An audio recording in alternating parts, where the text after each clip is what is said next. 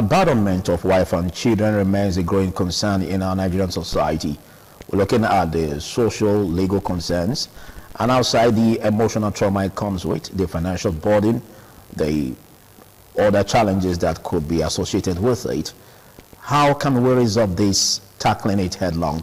We started with a part 1 series last week, and we promised that we're going to be bringing you a part 2 of wife abandonment alongside the children. And basically, we look at this and how we can tackle this headlong. And all of this has been an issue that many homes are suffering today. What is the responsibility of the husband, father in a home? And if the husband or father leaves the home, abandoning the responsibilities, what could be the consequence? Well, looking at the part 2 series, I still have the legal luminary with me, Emmanuel Obapolo. Big thanks for still being here. It's a pleasure being here. My name is Philip Omogupo. Well, we interrogate this looking at the ADRO, because I understand the fact that there could be other ways, mechanisms that we can seek help in tackling the challenges that the wife and children could be faced with as a result of the abandonment by the husband. Okay, so how can we appropriate a definition of ADRO as it relates to this? Okay, ADR simply means alternative dispute resolution. By its meaning, literally, it means that it is another form of dispute, of resolving dispute without necessarily going through the traditional courtroom system. That's just what ADR means. Some persons could best describe it as settlement between parties or amongst parties without the traditional courtroom system. That is ADR. Okay, and the court does encourage ADR. Okay, we understand that basically for us to kickstart resolution, it's not really always a common practice for sufferers or victims to head to the court. But again, how effective is this ADR? ADR is very effective, and it helps or assists to lessen the burden on the courts. ADR, just now, like I did say from the outset, that the court does encourage alternative dispute resolution to matters that are even pending in courts, where the courts encourage the parties to go and resolve themselves or resolve whatever is the issue or issues between them or amongst them. And by so doing, most times the matter is resolved, they come back to court for court to give it a consent judgment in most times. So the ADR is very necessary just now, particularly in the 21st century that we find ourselves or that we are living in just now. I think ADR is a better means of resolving matter, because by the time the party themselves and whoever is the middleman that resolve the matter come to an amicable settlement or amicable resolution of whatever has been the issue or issues between or amongst them, I think it is better for them, and it promotes unity, it promotes friendship, and it promotes goodness amongst the persons. What institutions constitute ADRO channels? Well, ADR, we have types of ADR. One, we have what is called negotiation. Negotiation is a process where the parties themselves, without necessarily involving a third party, like the husband and the wife, a mediator, okay, as the case may be, they resolve themselves in an amicable manner, and where they think they want to make it a binding document with respect to the negotiation that they've arrived at, they cannot seek for an expert, and that by so doing will lead to another type of alternative dispute resolution, which is known as expert determination. The expert is a person who is a professional in a particular field or profession or career, and that expert will guide the parties to an amicable resolution, wherein upon the resolution of whatever is the issue between them, it will now reduce it to writing, and it will have a binding force between or amongst the parties. Okay, but I understand the fact that if we look at it, the ADR channel in resolving disputes that has to do with abandonment of wife and children, we may be having some constraints. Some have already critiqued that if the judgment or if the decisions taken at that level could be binding enough that one can also use for litigation, peradventure that channel fails. So how binding is such decisions? Most times, ADR is binding between or amongst the parties when it is reduced into writing, and the parties themselves agree to whatever resolution they have arrived at is binding on them. If a party violates the resolution that has been reached between or amongst them, that document cannot be filed in court so that it will have a binding force by the court. We have dispute resolutions like within the families, for instance, where the extended family can come in and resolve. How effective is that? Well, it is effective because that is the traditional way of settling matters or issues amongst parties, as the case may be. And before now, families, where it has to do with matrimonial matters, whether it is marriage under the act or marriage under the native law and custom, we have seen how families were able to resolve the parties. And it becomes binding because where the family told the line of truth and justice, exactly. we arrive at an amicable settlement of whatever is the resolution between or amongst the parties. But where there is an atom or a concern of bias, that is where you begin to find out that the parties will begin to frown at whatever resolution they have arrived at. Even in court judgment, there are situations where because the court is not a magician, the court is not where the parties have been. The court is not privy to whatever has been the issue between the parties. It is what the parties bring to court that the court will now look at and evaluate and arrive at whatever decision the court arrives at. And we've seen where people will say, oh, this court judgment, I am not in agreement with it.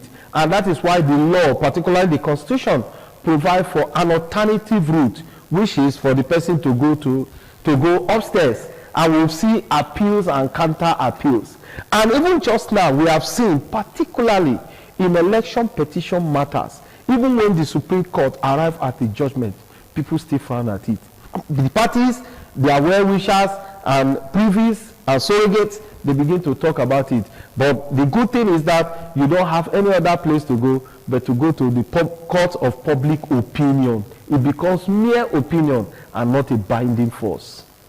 Well, we're looking at this, but let's look at where some spouses could be dominant.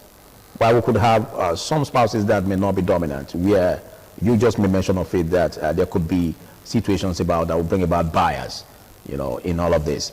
Now, what can you say is the most effective way to resolve issues under this branch of abandonment of wife and children, looking at the ADR?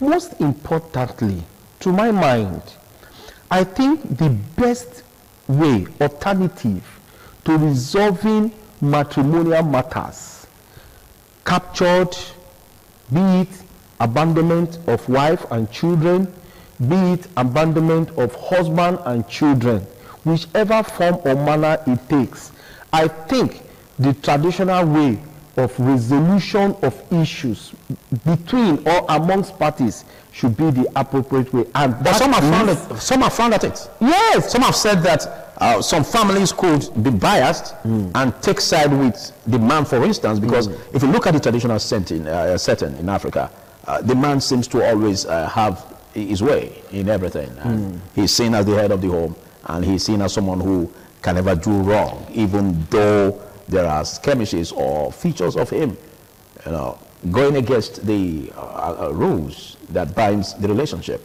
So in that case, don't you see some gaps that could be closed? You know, when we talk of marriage now, we are looking at the two types of marriage or marriages that we have. One, marriage under the act. Two, marriage under the native law and custom. And if you look at the traditional way of resolution of issues amongst parties, most times it favors marriage under native law and custom.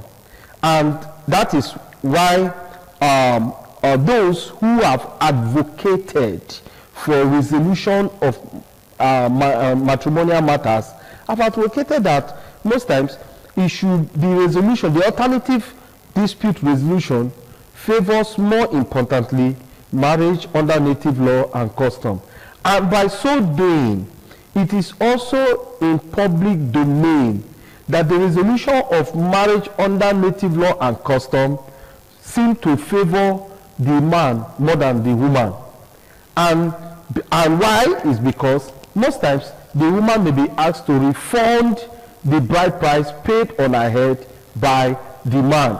And when that is done, it is deemed that that marriage has died a natural death, or that marriage can no longer exist between the parties. But nobody seems to ask the question of what next? What compensation should also be given to the woman? Well, all toes towards a direction. And that direction, to my mind, seems to be that Africa is a man's world. But when you look at marriage under the act, and marriage under the act seem also to favor the woman, because even upon the issuance of the certificate, particularly where the marriage is conducted in the church, and I've also witnessed marriages under the act in a ministry of what do you call this ministry now? Interior. Okay. Is it Ministry of Interior? Yes, correct. Ministry of Interior. I've witnessed some of them. Even the issuance of the certificate is to the woman. She's given to keep the certificate. What that simply means is that the certificate is her property. You get it? And the certificate also is a license for her protection. So, we're saying, anytime that there is... So the certificate is a weapon of defense? Yes, for our protection. Okay. So when there is, maybe that's why in some situations where there is crisis between the parties, you see the woman talking louder because she seems to have the weapon of protection in her custody. Under the statutory acts. Under the marriage, under the acts, or what is called, also called statutory marriage. So you cannot say that there is a divide. Marriage under the act seems to favor the woman. Marriage under native law and custom seems to favor the man. Then where we have a situation where both parties contract marriage under the act and marriage under native law and custom, we have made to understand that the marriage under the act seems to swallow the marriage under native law and custom. And that is why in such situation where there is dispute and they choose to go to court, the court now has jurisdiction over that matter, and the question of marriage under native law and custom will not arise. So dispute resolution, the court can now look at it and see how, based on the facts before the court, evaluate same and come up with an appropriate or a proper judgment. Okay. We'll take a short break this day.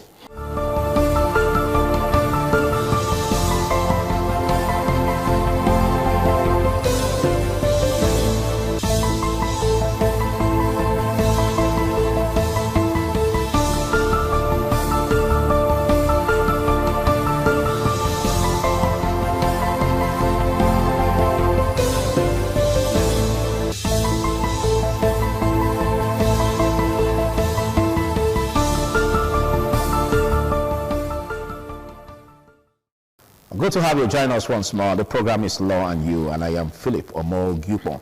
I still have the legal practitioner with me, Emmanuel Obakolo. Thank you for being here. Thank you.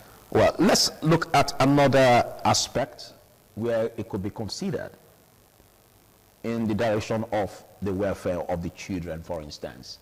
And taking a child outside wedlock, can we say such a child can also enjoy such proportionate support from the laws? Yes, it depends. It is yes, and it is also no. Now, marriage contracted under the Act, where the child is gotten before that marriage, what the man needs to do is what the law refers to as acknowledgement. He needs to acknowledge that child to his spouse and family members. And where he doesn't,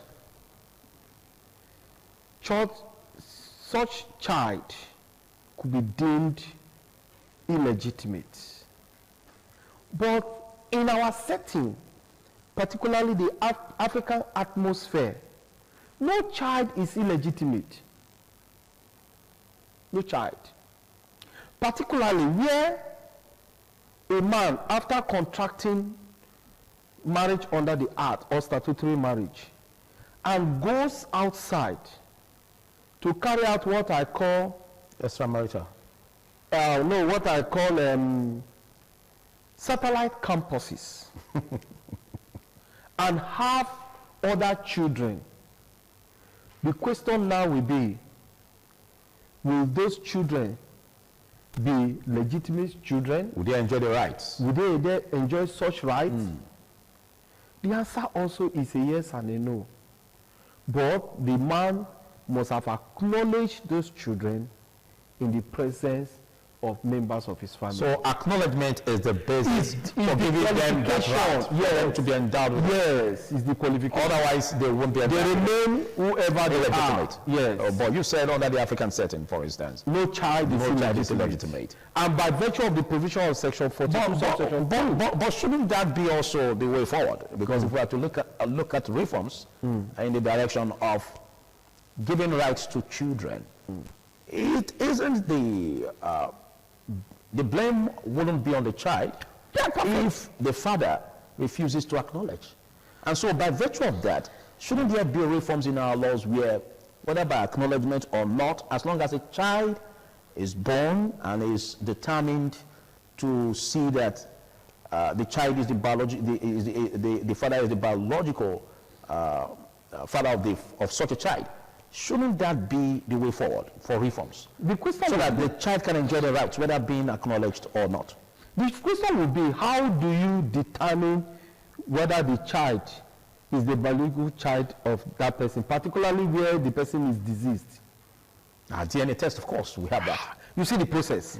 However, Section 42, subsection 2 of the extant Nigerian Constitution prohibits the illegitimacy of any person. Exactly. Of any person. You cannot, by his state of birth or statutes, now determine the legitimacy or illegitimacy of Or that deny person. the child of The child legitimacy. of his rights. You cannot by that. But you know, So we have such laws. Is that what you're yes, saying? Section 42, subsection 2. It guarantees the safety of that child. So with in a respect to situation where a father, for instance, denies such a child acknowledgement, can that child exercise such litigation in court? Yes, and it is going to be Can that child exercise such right in court? right. That child can, but you know the process that the child is going to go through, because there's going to be a lot of hurdles for him to cross, particularly where the people begin to ask so many questions. Who are you? Where did you come from? Who is your mother?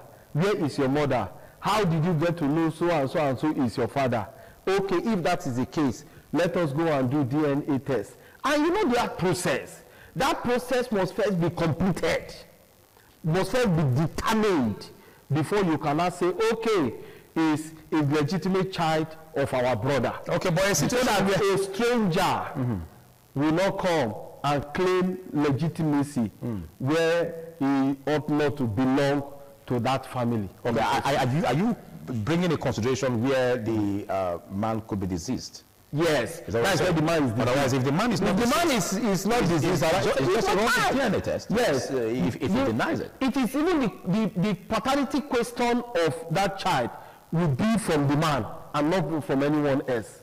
But where the paternity question, where the man is deceased, the paternity question will now come from members of the family and probably the wife. And you know the woman must ask that question. But when we have a challenge where the man refuses to acknowledge or recognize that the child, he is the legitimate father of such a child, what happens? Thank God for science. DNA will solve the question. That the question of the legitimacy of that child or the paternity. Is the man bound by any obligation to surrender himself for a DNA? Doesn't he have the right? He's bound by Doesn't he have the right he must to refuse? As long as the child says, you are my father, and the child gives reasons that will bring the question of who owns this child from the evidence presented by the child, the man is bound to subject himself. How is he bound? By the virtue of the fact that the DNA says the so-called son is saying that he is the father? Yes. Eventually now denies. I said, he's not. I'm not your father. How can he? So what could happen to make the man to be bound by the act and surrender himself for a paternity test? The child could go to court. Exactly. Constitute an action in court against the supposed father. And the court will grant his request for a paternity test, that the man should subject himself to DNA test to determine the paternity of the child. He has that right. I said that to say this because most times we have such strong-headed men that will say no matter whose ox is God, they will want to go through that test because probably they know themselves that they must have committed one act or the other that brought about such incidents, you know. But going forward, what could be the reforms? Like a challenge where some have raised, a question that was raised. If the woman, for instance, suffers neglect emotionally, could the court also address that aspect where compensations can be made for the woman who was neglected by the spouse, even though after the remedy has been done, comes in and takes care of the financial obligation? But what about the emotional neglect? Can such a woman seek redress in court in that direction? Yes. Like I did say, the Violent Against Persons Prohibition Acts provide for that. I know that could be that is criminal. It means that the man is going to go through a criminal trial for a man to leave his wife. Yes. For allowing her to go through such emotional trauma. Yes. The man could be charged for it. Yes. And not abandoning financially or the financial burden, no. Just emotional, as in abandoning her, not even sleeping with her. Emotionally. The woman can the man be charged to court for that? Yes, he can be charged. It's an abandonment. He can be charged.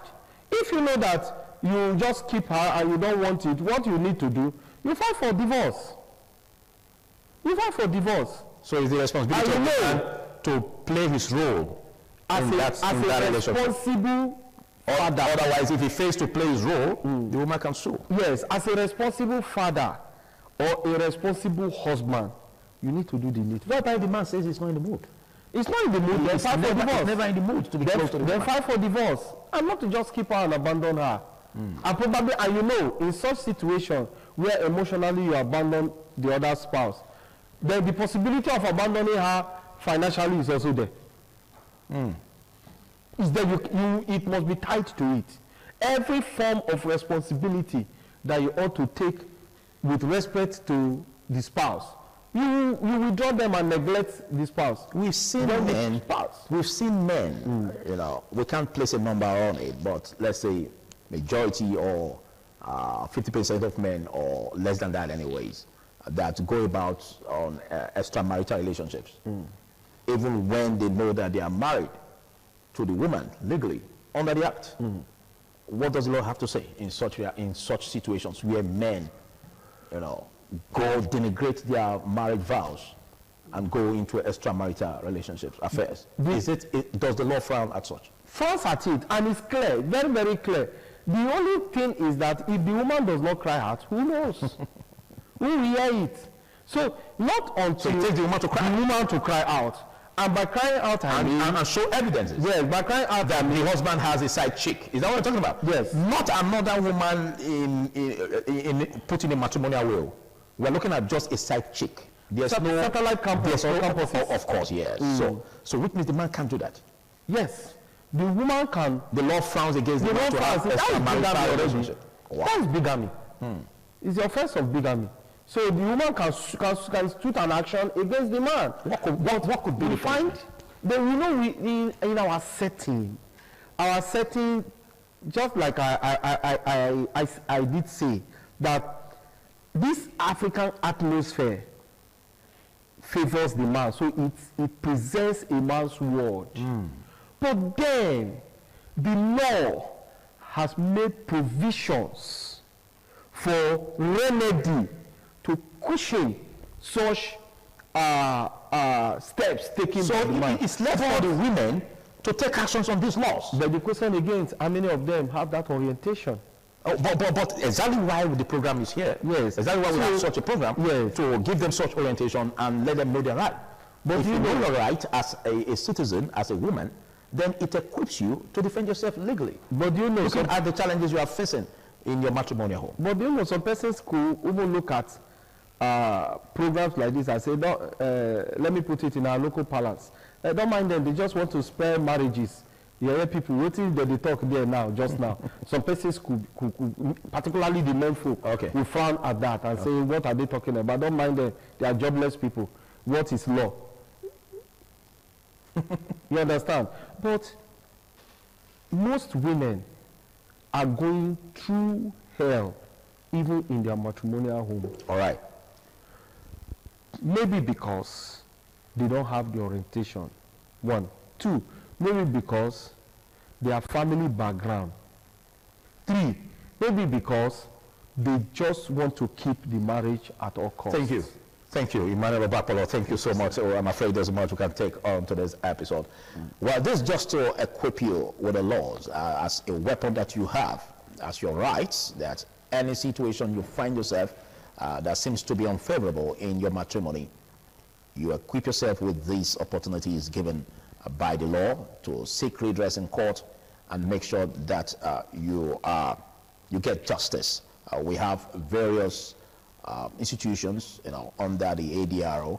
We also have the court, under the Statutory Act, that can also help to marshal such,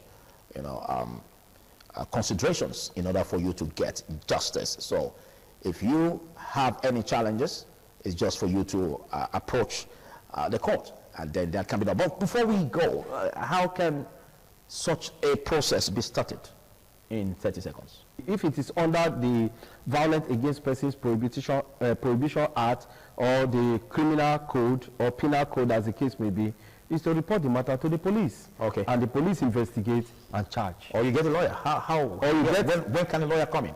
A lawyer is when you want to institute the matter in court under Civil Matrimonial Causes Act, under matrimonial causes. So you approach a lawyer who will now help to institute the matter in court. All right, thank you. This is a very huge topic and very sensitive at that. We will continue to interrogate it to make sure that you get justice in this direction. I am Philip Omo Yupong. We'll see you on the next episode. Bye for now.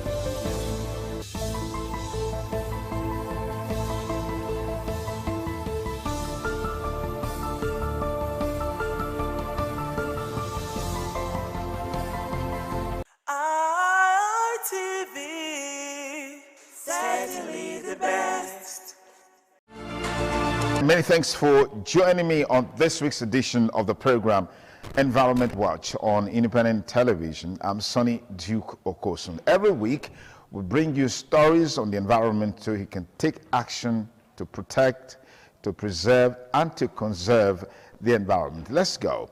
A new study reveals that for the first time, areas of Canada's boreal peatlands damaged by oil and gas exploration have failed to recover as scientists and companies predicted, and instead led to a tripling of their methane emissions with global implications. Long parts called seismic lines are cut into the landscape to accommodate surveying equipment. Researchers from the Faculty of Environment at the University of Waterloo measured methane gas from plant stems or the soil surface. They discovered that methane emissions in seismic lines were 300% higher in the bogs and were close to 200 in the fens compared to emissions from undisturbed sections of peatland. Methane is a potent greenhouse gas that traps heat in the atmosphere. And as global warming accelerates, changing conditions in boreal peatlands will increase the rate of climate change and the scale of its devastating effects. The impact is already unprecedented, with the network of seismic lines in Alberta extensive enough to wrap around the Earth 9 times. Similar damage occurs across the boreal regions in the United States, Russia, and of course, the Scandinavia. The Nigerian Navy has frustrated renewed attempts by economic saboteurs to re-establish illegal refining operations in Rivers State. This is contained in an operational report by the Director of Naval Information, Captain Abiodun Folorunsho, on Sunday, June 14, 2026, in Abuja. According to Folorunsho, the operation was carried out by personnel of the Nigerian Navy ship NNS Pathfinder under Operation Delta Sentinel. He revealed that during the operation, naval personnel uncovered 2 illegal refining sites comprising 8 dug-out pits and reservoirs containing approximately 15,000 liters of suspected stolen crude oil and 105,000 liters of suspected illegally refined automotive gas oil, AGO. An independent laboratory testing commissioned by the African Center for Biodiversity, ACB, has found that pesticide residues are widespread in commonly consumed foods sold in South African supermarkets, including staple foods, fresh fruit and vegetables, and several products intended for infants and young children. The findings are set out in a new briefing based on independent South African National Accreditation System, SANA's accredited laboratory analysis of 43 everyday food products purchased between November 2025 and January 2026. The briefing presents verifiable residue data and examines how those findings compare with South African Codex Alimentarius, European Union, and default regulatory benchmarks. Importantly, the briefing does not allege unlawful conduct by food producers or retailers, nor does it seek to quantify individual health risks. It provides an evidence base to inform public discussion and regulatory review of pesticide residues in food. Key findings include 1.86% of products tested contained at least one detectable pesticide residue on the applied analytical panels. 2. Multiple residues were common, with 37 different pesticide active ingredients detected across the sample set. One widely consumed tomato sauce contained 14 different residues. 13 highly hazardous pesticides, HHPS, substances internationally recognized for their intrinsic toxicity, were detected in 26 individual instances, including staple foods and foods consumed by children.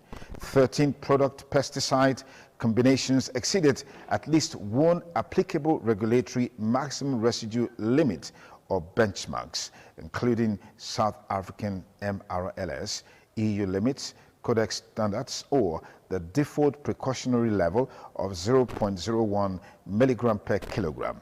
Thanks again for rejoining us on Environment Watch on Independent Television, where we'll bring you up-to-date information that you need to know on what you can do to protect, preserve, and of course conserve the environment. And I'm your host, Sonny Duke Okosun.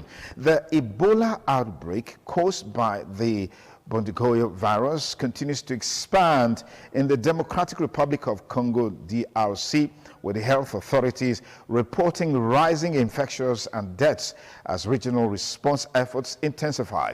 According to the World Health Organization, WHO, the DRC had recorded 676 confirmed cases and 136 deaths as of June 10, 2026. Health officials say the outbreak is evolving rapidly with increasing case numbers and wider geographic spread. Uganda has also reported cases linked to the outbreak in the DRC. As of June 11, the country had confirmed 19 cases, including 2 deaths, as well as 1 probable case that resulted in death. WHO said Uganda's outbreak remains epidemiologically linked to transmission originating in the DRC, with evidence of both imported infections and secondary transmission among contacts and healthcare workers. However, Ugandan authorities have not reported any new cases in the past 6 days, suggesting that ongoing containment measures may be helping to slow the spread of the disease. National authorities in both countries, working with WHO and other partners, are implementing a comprehensive response that includes surveillance, contact tracing, laboratory testing, case management, infection prevention and control measures, risk communication, and community engagement. A regional preparedness and prioritization framework is also guiding readiness activities across Africa to reduce the risk of further spread. Health experts continue to stress the importance of early detection and rapid isolation of suspected cases and strict adherence to infection prevention protocols. Bundibugyo virus is one of the species of Ebola virus that causes Ebola disease in humans. The disease can lead to severe illness and death, with symptoms including fever, fatigue, muscle pain, headache, vomiting, and diarrhea. Negotiations at the SB64 Climate Change Conference reached their midpoint in Bonn. The least developed countries LDC group has issued a stark warning. Climate change is no longer a looming threat but a lived reality that is eroding development gains and pushing vulnerable nations to the brink. Speaking at a conference on Friday, June 12, 2026, Ambassador Adao Suarez Barbosa, Special Envoy and Ambassador at the Large for Climate Affairs for Timor-Leste and Chair of the LDC Group, underscored the urgency facing the 44 countries that make up the bloc. Despite contributing least to global greenhouse gas emissions, he said LDCs shoulder a disproportionate share of the consequences from intensifying climate impacts to mounting economic pressure.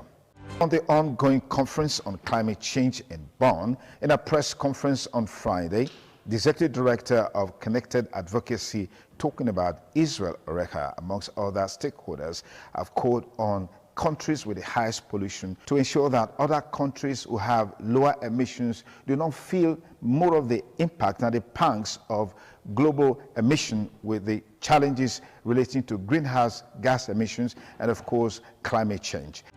Stakeholders have called on stronger collaboration among government agencies, media organizations, civil society groups, and communities to address climate-induced flooding and environmental degradation across Nigeria. The call was made during the monthly climate hangout in Kaduna, where scientists, environmentalists, researchers, journalists, among others, came together to discuss and learn more about climate change and ways to prevent or mitigate its effects.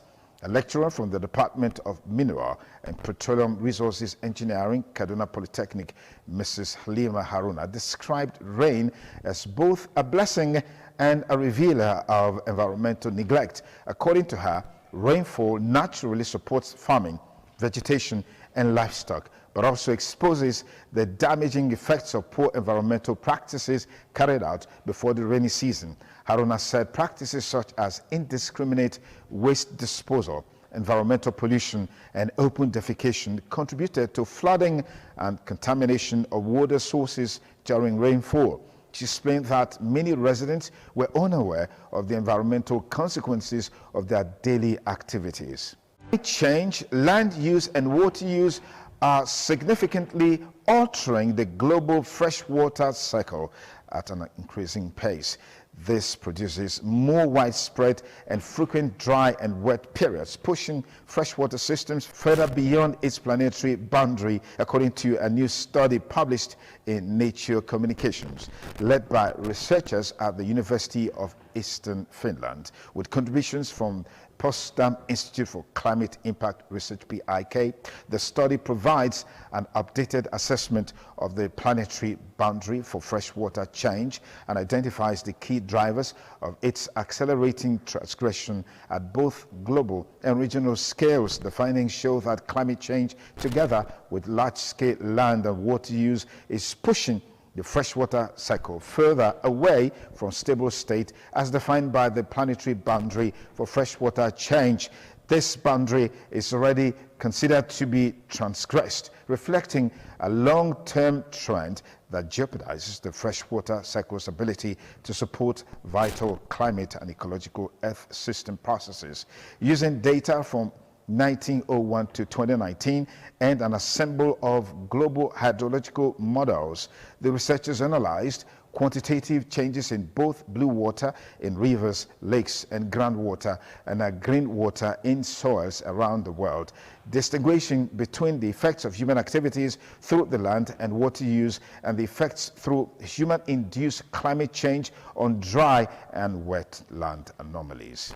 Urban planning needs to tackle greenhouse gas emissions, and an important way to achieve this is by reducing the number and length of car commuters. This can be achieved primarily by ensuring that homes are located close to city centers and workplaces, so that well-targeted building densification becomes a critical lever. Citywide population density and transport links are of secondary importance. These are the findings of a new study in Environmental Research Letters led by the Potsdam Institute for Climate Impact Research, PIK, in collaboration with the University of California, Berkeley, the University of Sussex, and other partners. Using 10 million mobility data points from Berlin, Boston, and Los Angeles, the San Francisco Bay Area, Rio de Janeiro, and Bogota, the research team was able to reveal direct links between urban structure and car commuting with unprecedented detail beyond mere correlations. The newly developed approach shows how planners can use GPS data, travel patterns, and artificial intelligence AI to determine where in the metropolitan region a particular measure will have the greatest impact. NNPC Limited and security agencies have intensified efforts to curb pipeline vandalism and protect critical energy infrastructure following a joint inspection of a vandalized. NNPC Limited said the joint inspection followed the arrest of 3 suspected pipeline vandals in Piri and Pai communities in Kwale Area Council, Abuja. The renewed commitment was demonstrated during the joint inspection of a vandalized section of the Nigerian Pipelines and Storage Company NPSC pipeline at the Pai community. The inspection was conducted by the Industry-Wide Security Architecture IWSA, NPSC, the Office of the National Security Advisor, ONSA, and Special Prosecution Team, the FCT Police Command, and the Nigerian Army, as well as other security stakeholders. Speaking during the inspection, the Group Chief Executive Officer of NNPC Limited, Mr. Bashir Ojulari, described the arrest as a significant breakthrough in the efforts to dismantle criminal networks behind attacks on oil and gas facilities. Ojulari, represented by the Chief Interface Officer, NNPC Limited, Mr. Tahiru Sani Gwozo, said the suspects were only a fraction of a larger syndicate engaged in the sabotage of the nation's energy infrastructure. The removal of CO, that is carbon monoxide, from the atmosphere is considered an important tool in the fight against climate change, but has so far been an energy-intensive and expensive process. Now, researchers have developed a new method that efficiently binds carbon dioxide and releases it again using only a small amount of energy. The starting materials are provided by waste products from dairy and soy processing. In order to stabilize global warming at less than 1.5 degrees Celsius in the long term, there is a need not only for a drastic reduction in greenhouse gas emission, but also for technologies to remove and store hundreds of billions of tons of carbon dioxide, CO2, from the atmosphere. This is also the underlying basis of the scenarios set out in the latest assessment report from the Intergovernmental Panel on Climate Change, IPCC. 4 years, research groups and startups have therefore been working on ways to remove CO2 directly from the air, a process known as direct air capture. The company Climeworks, which was founded as an ETH spin-off in 2009, is one of the world's first commercial providers of DAC. To this day, however, the direct removal of CO2 from the air remains an energy-intensive and expensive process. And that's a wrap on this week's edition of the program Environment Watch on Independent Television. We hope you had a great time watching. Be sure to join us same time next week. Until then, stay blessed and bye for now.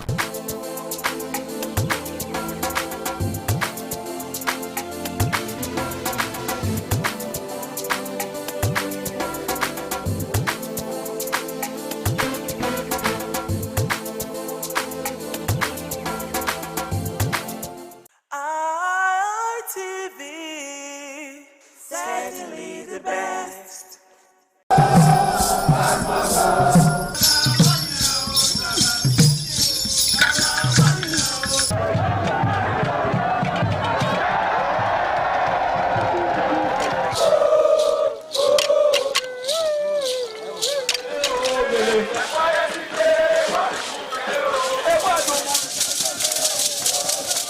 This is Aqua Game, a popular game in Africa played by our ancestors to entertain themselves after each day of farming.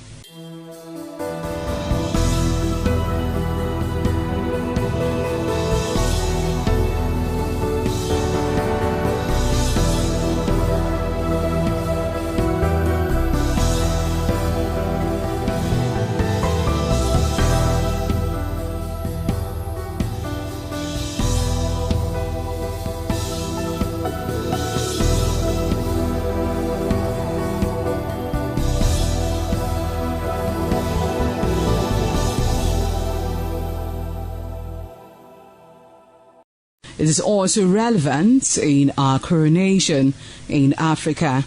It is a sport and indeed very interesting, as every seed had a role in the game.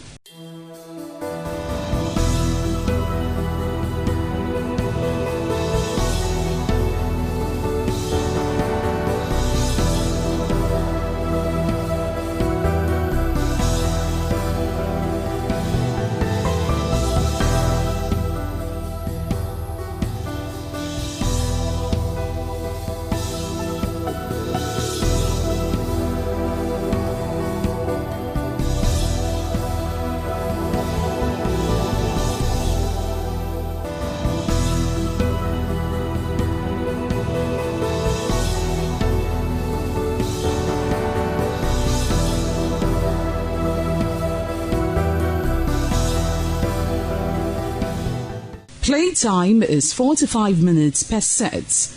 There is no age limit as long as you can spin Aqua seed. Ayo or Aqua Game, known as the game of intellectual, This game requires a lot of mathematical skills. Aqua game is played with carved wooden box containing 12 holes.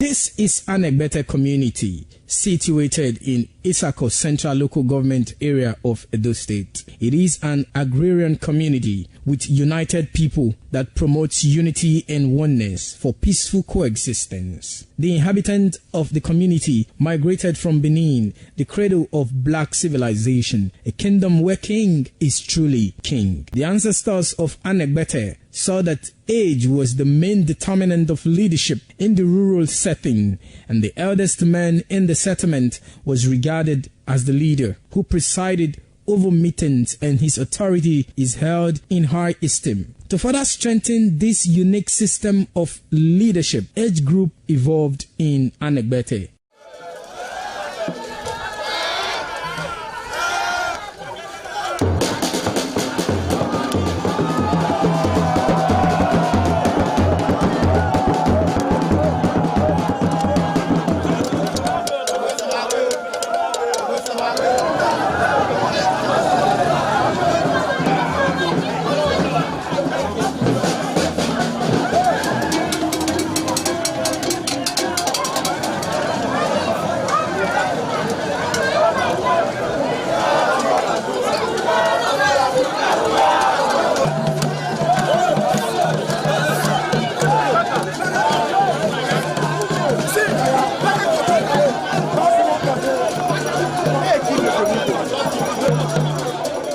In Anegbete, age group is categorized into two, that is, the common and the noble. Anegbete is rich in cultural heritage, as the community at noon saw the commitment of the festival with the first set rolled out in beauty colors to showcase their might and strength, indicating their feet and ready for the responsibilities behold on them. The streets in the community with a feed up of young men and women adorned with the festival. Later, the royal family takes the stage as their children fight out royally and work in the community to showcase their might and fitness.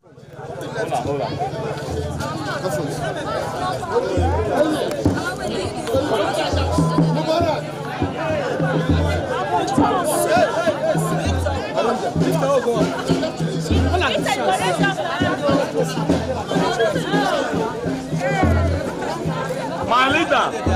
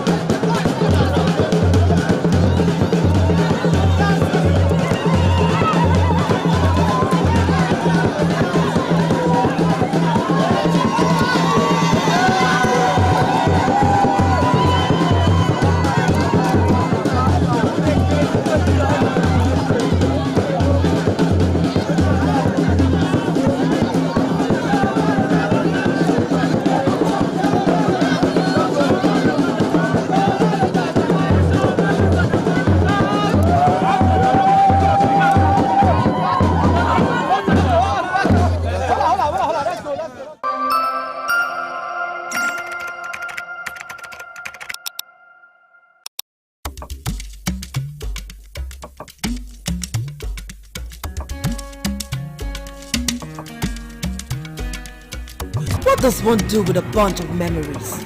Laugh about them, cry over them, or capture them? I know what I'll do with such memories. I'll showcase those memories. Yes, I will show them to the world. I will flaunt those memories. Showcase that marriage ceremony of yours. Burial ceremony? Yes, let the people know that you buried your person in a grand style. Thanksgiving, ordination, baby dedication, housewarming party, and lots more on your entertainment program, Memories, on Independent Television. Every Sunday, remember, for your event to be considered thick and classic, then it has to be on Memories. Memories. ITV, certainly the best. It's yet another time for us to talk about issues as they emerge in our country, Nigeria. And today we're going to be talking about the NDC's anti-defection oath that states that any candidate contesting on the platform must have to meet some requirements, mandating the candidate to sign the anti-defection oath, committing to vacate their seats if they defect from the party after winning the election. And the idea is party supremacy, and also to help curb politicians from defecting and dumping the party at will and at their convenience after winning and contesting on the platform, in order to search for other political parties that suits their ambition at will. It is a Viewpoint on ITV. I am Caroline Okonji. I'm one of those that have doffed my hat for Seriake Dickson since I heard the news. The truth is that he hasn't done anything too new. The law had always respected and expected that the political party's ticket belongs to the political party. It doesn't belong to an individual. You win election on the basis of a political contest. And that's why you find that in the ballot papers, there are no individual pictures. It is the logo of the political party, the political party that owns the ticket. Now, because our laws were not respected, especially since oftentimes it is the party in power that is most guilty of this kind of infractions, people took advantage of that to begin to behave as they like. And then the situation has gotten to a point where we needed someone of courage like Dickson, who has courageously taken the bulls by the horns. Because why would people come into a political party and then after party members have invested confidence in you, that you are going to raise the profile of their party and that you are going to help their party to become a sustainable party? Because if party wins an election, that party has the chances of winning again. And with continual winning, we are dealing with sustainability. Parties are supposed to be institutions. They are not just supposed to be platforms or, where you have the kind of waka pass attitude that you have in the media, in the movies. Party is an institution, and continuity is important. It is continuity that has helped Americans to establish their democracy to a point where you now have people who will tell you that they are born Democrats and the other ones will say they are born Republicans. It is only by sustainability that we begin to develop ideology. Ideology evolves from sustainability. What you continue to practice, if for instance a political party continues to practice free education, housing scheme and so on and so forth, that becomes part of its ideology. So we have had a free-for-all fight, everybody doing as he likes, until Dickson stepped in now. So I'm one of those who supports it. If you come to the question of the exemptions, if you look at the statistics of party defection, there are certain people that are very hard for them to leave their party and defect to other parties because they have attained the position. like the president, the vice president, and so on and so forth, where they are now so big in that party that they just consider themselves leaders and elders that shouldn't be running up and down.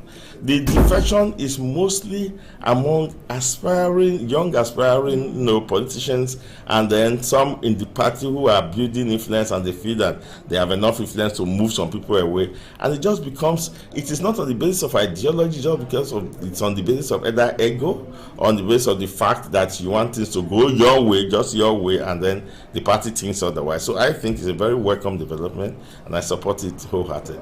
It is not going to be a political setback in the long run. In fact, in the short and long term, it is a blessing to political parties.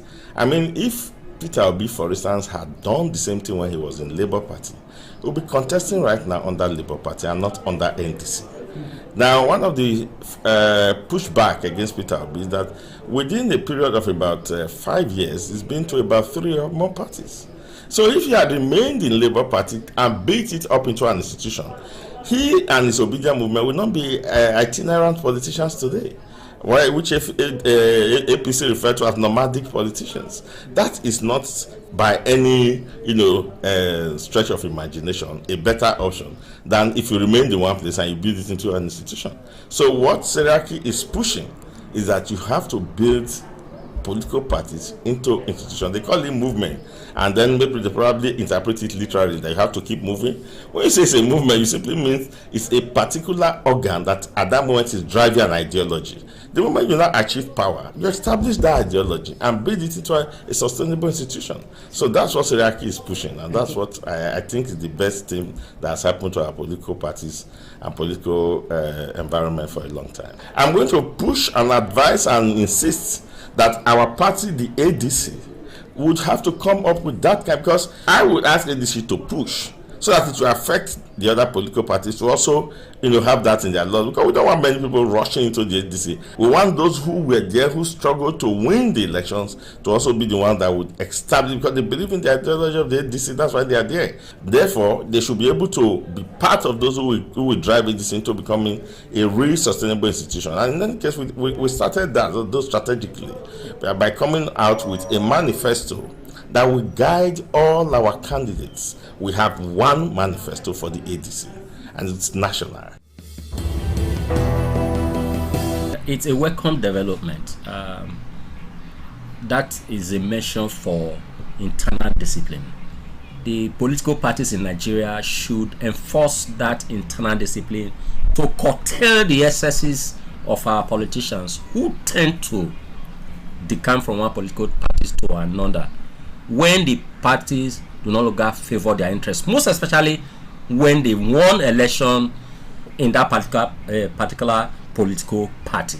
There are explicit law and a very definitive court judgment to that effect that, taking cognizance of section 68 article G of the Nigeria Constitution, say that a political and a politician shall cease to be a member of House of Assembly when he deferred from a political party that sponsors that election.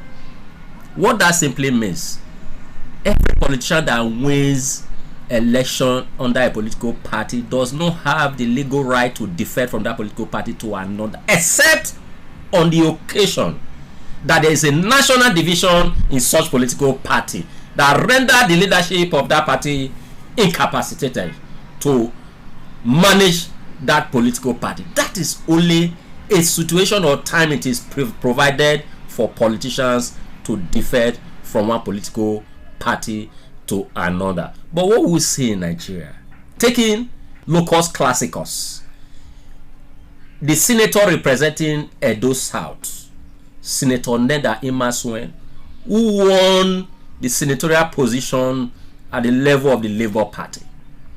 At the time, it could understood at the time that the Labour Party had a kind of a division in the party. He defected to APC, and in this instance, he could not secure the second tenure ticket. So, in my own opinion, every political party should enforce that internal discipline, and any politician, any party member who wins election under their platform and tend to decamp with that seat or that position. The party should do everything legally possible to ensure that that seat or that position is stripped of such persons. That is the provision of the law, except otherwise, like I stated earlier, that there is a division in that political party and the party can no longer manage the affairs of that political party. That is the only time defection is allowed, because the provisions of the Nigeria Electoral Act does not provide for an individual candidature. It is a political party that sponsors election. A member or a candidate contests through a political party. So I cannot win election in party A.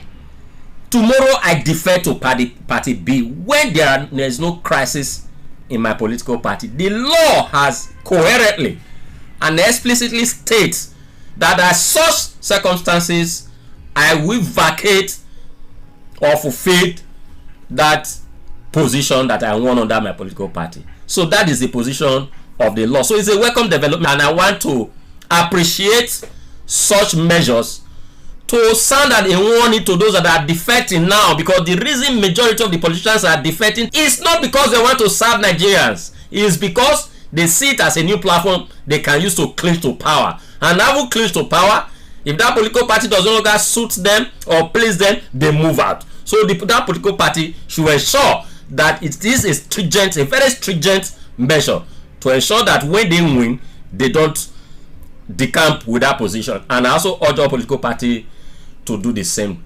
And in the provisions of our laws, there is no exemption to whether some political party or positions should be kind of alleviated or exempted from that disciplinary measures. The law did not say the president have the powers, or the president or the vice president of a country can decamp from his political party to another party because he's the president or vice president. No. There's an equilibrium for all Nigerians. This equal rights. The same rights are applicable to every member of a political party. It's also applicable to the president, to the governor, and everybody. So there is no exemption.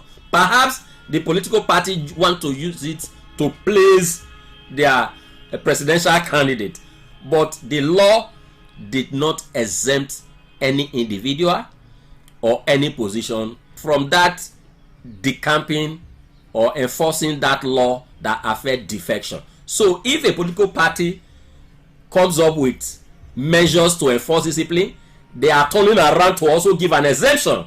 To me, they are not ready to enforce that law, and it's going to cause more problem, except they have their own internal rules that tend to support that. But with the provisions of Nigeria Constitution, the Electoral Act, and the Supreme Court judgment on this matter, there is no exemption.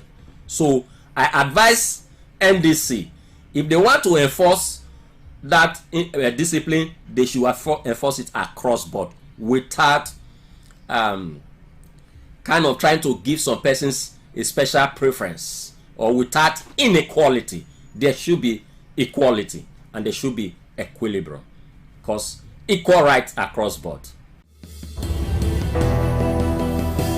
It's funny and it's laughable. First and foremost, it won't work because the Constitution preaches freedom of association, and in one breath you are preaching taking an oath not to leave the party. It won't work. Is it a secret cult? It's not a secret cult. On the same breath, they are exempting some persons. The presidential, vice presidential candidates are not affected. That alone, spoils the whole thing. So it won't work. It not with our politicians. Trust me. Even in the NDC, it won't work. It must have to pass through constitutional process. If it passes through constitutional process and it is embedded in the constitution, that's the only reason it will work. And if they do that, yes, this jumping here and there in the name of getting party tickets. Our political parties, they don't drive on ideologies anymore. They just want to find a party that they can grab ticket from and contest election and win election and do whatever they like. So no ideology. All the parties, there is no ideology, because everybody in all the parties, they are neither in PDP, APC, they are all one and the same. So if it's done, if it passes through constitutional process whereby you know that, okay, if I get into this party, it is for life, the constitution has held me there for life, it will be fine, it will work. By so doing, there will be ideologies, there will be discipline, there won't be this rowdy going here and there. That's the only reason it can work. But as it is, trust me, it will not work. You cannot be working in John Oates and receive salary at the 11th. But however, the party have to strengthen their internal democracy very well. So you cannot say because candidates have sworn an oath of anti-defection, they will be maltreated and treated anyhow. In fact, internal party democracy should be strengthened, and the manifesto of the party should be strengthened. A situation whereby you now depend on candidates who are now elected to run the party. That's not how it's done. Political party, all members are supposed to be financial members. That way, nobody will have a say, over the control of party affairs. What normally happens when the burden is now too much on the office holder, you find out that you'll not be looking for shelter elsewhere. And of course, it's clear in the Constitution of Nigeria, 1999, as amended, that if there is serious trouble within the party, particular member is permitted to leave for another political party. But however, looking at what happened in 2023, where a lot of persons came under the platform of Labour Party, and at the end of the day, before we even got to the primaries in 2027, they've all defected to the ruling political party. So this anti-defection oath is meant to keep people within their party. If people elected you, because if you look at the ballot paper, names of candidates are not written on it. It is the party logo that is there. It is the party's name that is there. So therefore, it is the party that contests for any election. So if you are leaving a particular political party, having won election on the platform of that political party, then you should also relegate your position and go and contest freshly in that party. Every person who contests on their platform and wins an office will swear to an oath that they will not cross carpets. It's a novel idea, but we are looking at it vis-a-vis the Constitution. What does the Constitution say about freedom of association and peaceful assembly? If someone believes that he's no longer comfortable in a particular political party, can he not leave that party? It's a germane issue. Ordinarily, I think the mischief the Nigerian Democratic Congress is trying to cure is very important, because we see politicians cross carpet at will. But I believe that the superior courts need to pronounce on this before it becomes binding, or the National Assembly really make a law. But we see that that National Assembly is not very willing to make such laws, because they are the principal culprits in this saga. But I think that right now, that policy may not really work, because it is contradicting the Constitution, which speaks in section 40 of the 1999 Constitution as amended, which says that everyone has right to peaceful assembly and peaceful association, right to association. And so it's a new development, and I hope the superior courts will eventually pronounce on it. They just seem to have shown that they are weak, just like the National Assembly did, which exempted governors and presidents from that law that says they should not defect. I think that Nigerian Democratic Congress has shown that they are weak and that they are not serious with this. What is good for the goose is good for the gander. If you say the other political offices should not defect, then why do you not hold the gubernatorial offices and the presidential offices accountable to that? I think that they have not been fair, and I don't think this will hold water. Majority of the opinions of our respondents centered on the fact that political parties is not an individual thing, and during election, you don't get to see individual pictures being put on the ballot paper, but rather it is the party logo that it's being used during election and it's seen on ballot paper. So for that reason, any individual that decides to dump a political party after winning under that platform must be ready to vacate the seats if they defect to other political party. That is the opinions and thoughts of most of our respondents. And then again, they considered it a welcome development in order to curb this idea of politicians defecting at will, especially when elections are around the corner. It is Viewpoint on ITV. I am Caroline Okonji, saying to you many thanks for watching and bye for now. ITV, certainly the best.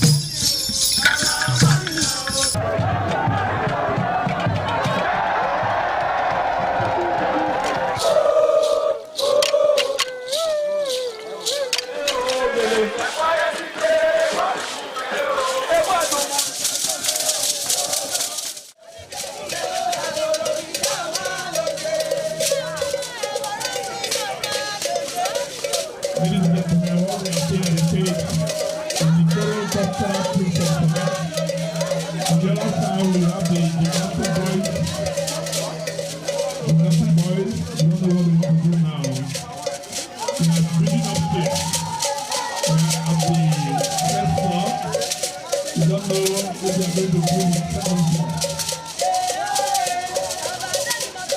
This is the glory of always.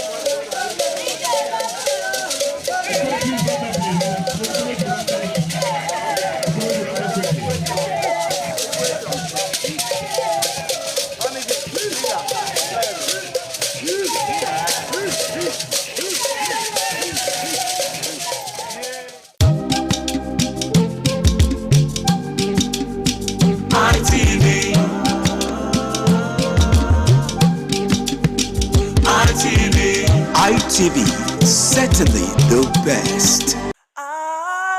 ITV, certainly the best.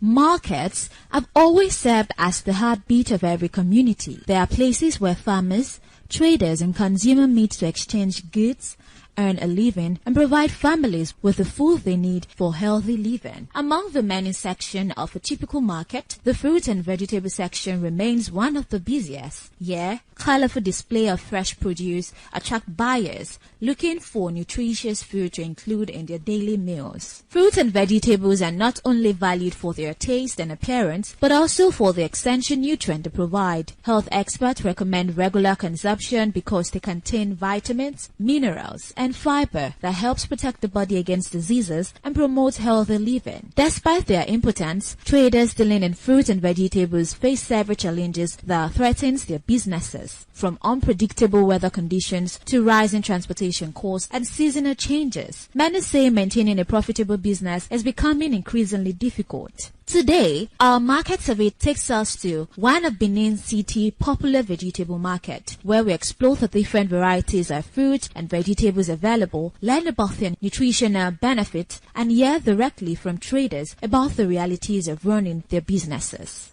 Welcome to another exciting edition of Market Survey here on Independent Television. I am Stephanie Notodiwa, and we are currently at Vegetable Market here in Benin City to get to survey the environment. This is one of the hub of vegetables here in Benin City. You're looking for anything veggies, here is the hub of vegetable here in Benin City. We're basically here to survey the market behavior.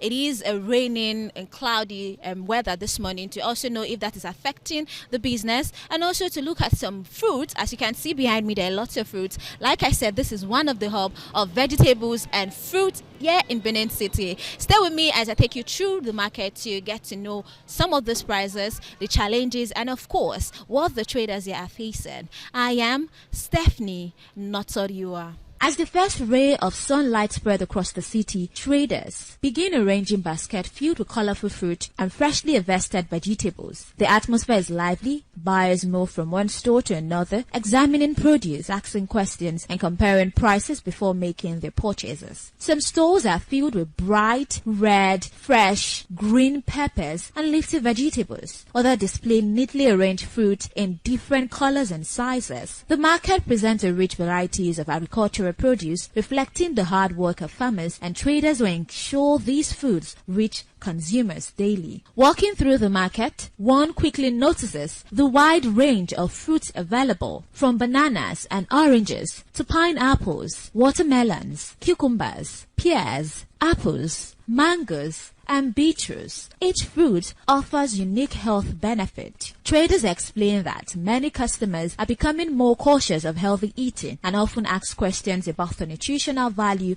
of the fruit they buy. According to one traders, understanding the health benefit of fruit has encouraged many families to include them more regularly in their diet. The trader introduces us to beetroots, a deep red root vegetable that has become increasingly popular among health-conscious consumers. Although many people simply know it for its striking color, beetroot is rich in nutrients that contribute to good health. It contains vitamins such as vitamin C and vitamin B6, as well as minerals including iron and potassium. The trader explained that beetroot is commonly used as juice, added to salad, or cooked alongside other vegetables. Many customers purchase it because they believe it helps improve blood circulation, supports heart health, and contribute to overall wellness. Moving to another store, oranges are displayed in large baskets. Known for their refreshing taste, oranges remains one of the most popular fruits in the market. They are an excellent source of vitamin C, which helps strengthen body's immune system, support healthy skin, and assist the body in fighting infections. Nearby bunches of banana arranged neatly on wooden stands. Bananas are widely consumed because they are filling, affordable, and easy to carry. According to traders, bananas provide energy and contains potassium, an important mineral that supports healthy muscles, nerves, and heart function. They are also rich in dietary fiber, which aids digestion and promotes good bore's health. The market also offers freshly harvested pineapples with their distinctive crowns. Pineapples are valued not only for their sweet taste, but also for their nutritional content. They contain vitamin C and enzyme believed to aid digestion and reduce inflammation. Some customers purchase pineapples for home consumption, while others buy them for making fruit juice. One of the most eye-catching display in the market is the watermelon section. Large green watermelons are stacked carefully, attracting buyers looking for refreshing fruit during warm weather. Traders explain that watermelon contain a high percentage of water, making it useful for hydration. It also contains vitamin A and C and natural compounds that contribute to healthy skin and proper body function. Not far from the fruit sections are stores displaying fresh cucumbers. Although many people regard cucumbers as a vegetable, it is botanically classified as a fruit. It is rich in water, low in calories, and contains nutrients that helps maintain hydration and supports healthy skin. Many buyers purchase cucumber for salad and healthy snacks. The vegetable section presents an equally impressive variety. Fresh spinach are displayed in bundles. Traders explain that vegetables are rich in vitamins, iron, calcium, and fiber. Regular consumption, they say, contributes to healthy blood production, strengthens the immune system, and supports overall body development. Customers move from one store to another, selecting vegetables based on freshness, color, and price. Some buy in large quantities for restaurant and catering services, while others purchase enough for the family meal. The traders proudly explain that eating fruit and vegetables regularly is one of the easiest ways to maintain good health. They encourage parents to introduce children to healthy eating habit from an early age by including a variety of fruit and vegetable in their daily meal.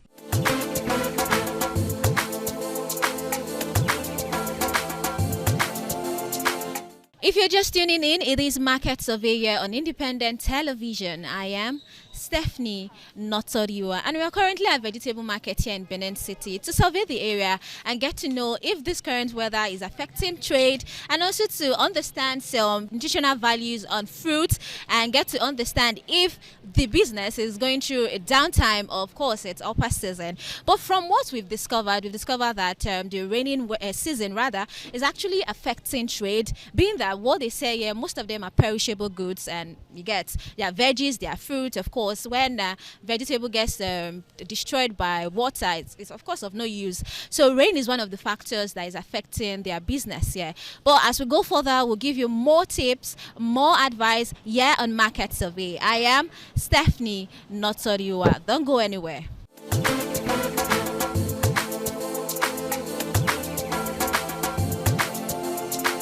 However, beyond the colorful display and nutritional benefits lies another side of the business, one filled with challenges that many consumers rarely see.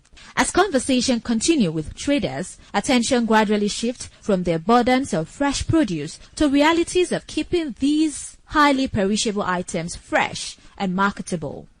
While the market remains colorful and attractive to visitors, traders say preserving the freshness of fruit and vegetables is becoming increasingly difficult, especially during the raining season. Unlike packaged goods that can remain on shelf for a long period, fruit and veggies are highly perishable. They require proper handling, careful storage, and favorable weather conditions to maintain their quality. According to many traders, the rainy season is one of the most challenging periods of the year. They explain that whenever heavy rainfall occurs, water often finds its way into sections of the market, soaking baskets, cartons, and produce display on the ground. Some say that even after making effort to cover their goods with tarpaulins and waterproof materials, excessive rainfall still causes significant damage. As water accumulates around their stores, many fruit begin to deteriorate much faster than expected.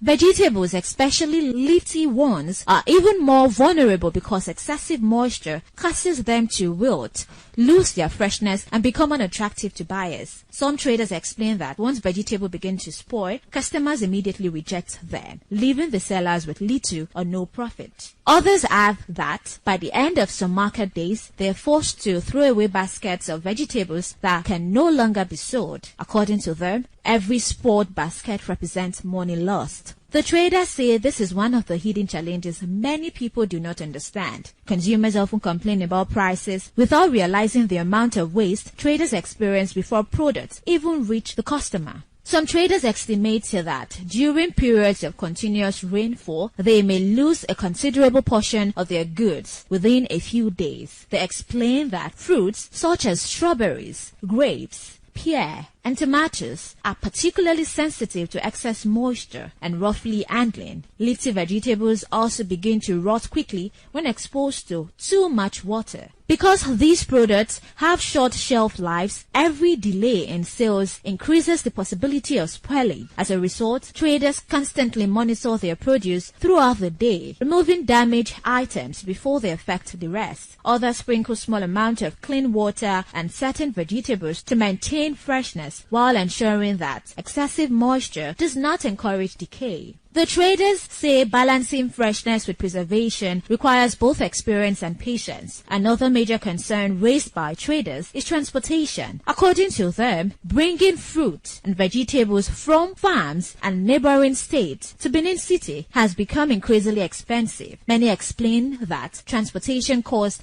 have risen significantly due to the increase in fuel prices. Drivers often charge higher fares to convey agricultural produce from farming communities to the city.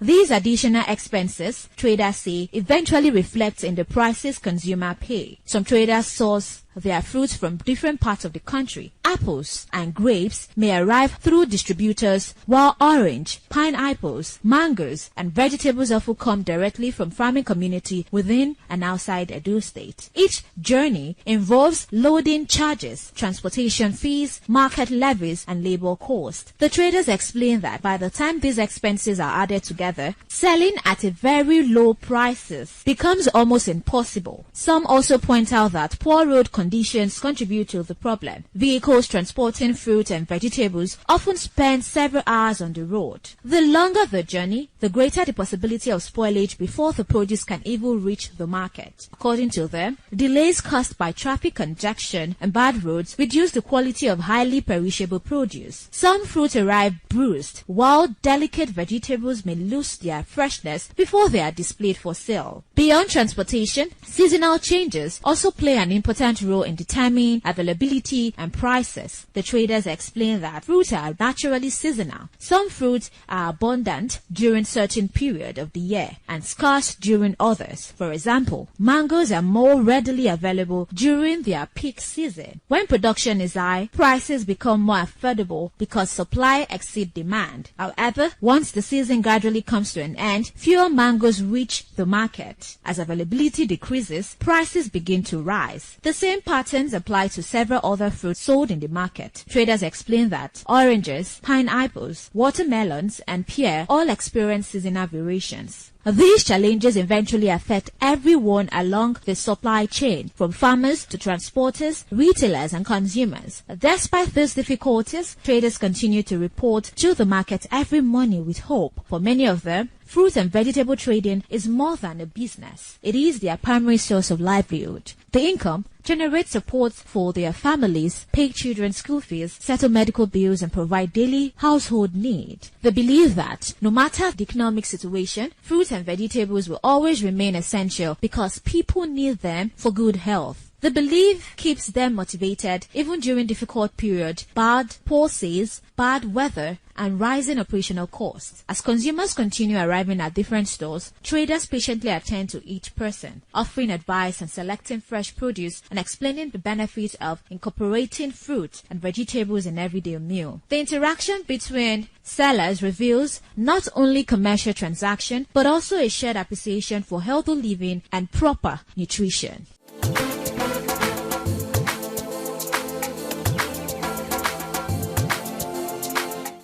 Now, this your various vegetable. Now, like this one we did, so we shade for it. How much did they sell them? 500. As it now it's cheap. I be don't dear. It's cheap. Okay. So what about your bell peppers then? It's expensive. How much did they sell them now? 2,000, 2,500, 3,000 depends. One of the major factors where they affect is our business now, transportation. Because if you look at where they are coming from, it's cheaper there. But if it comes here, it's very expensive. Sure you get. So transportation is one of the factors affecting our business here. So now, if transportation come down, now everything will be okay? Yes, I think so. It will come down.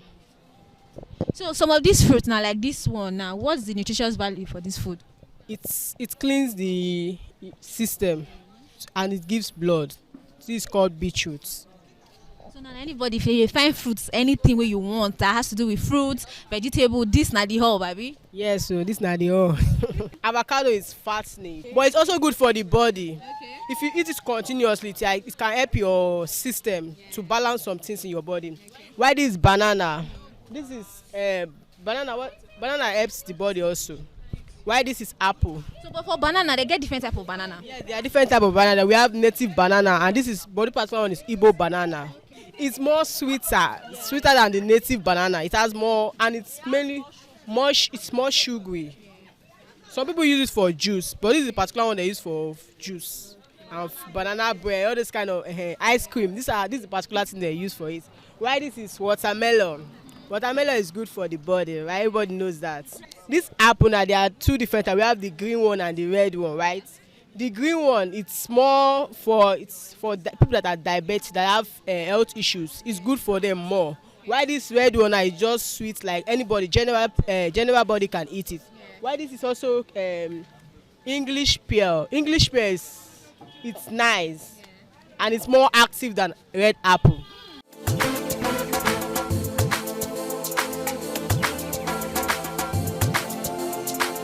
We've come to the end of today's edition on Market Surveyor on Independent Television. Of course, I'm Stephanie Notoriua, and I've been putting you through the market to get to understand some nutritional value of some fruits, some veggies, and also to explore the downside of the business. Okay, it's been Market Surveyor on Independent Television, and I am Stephanie Notoriua.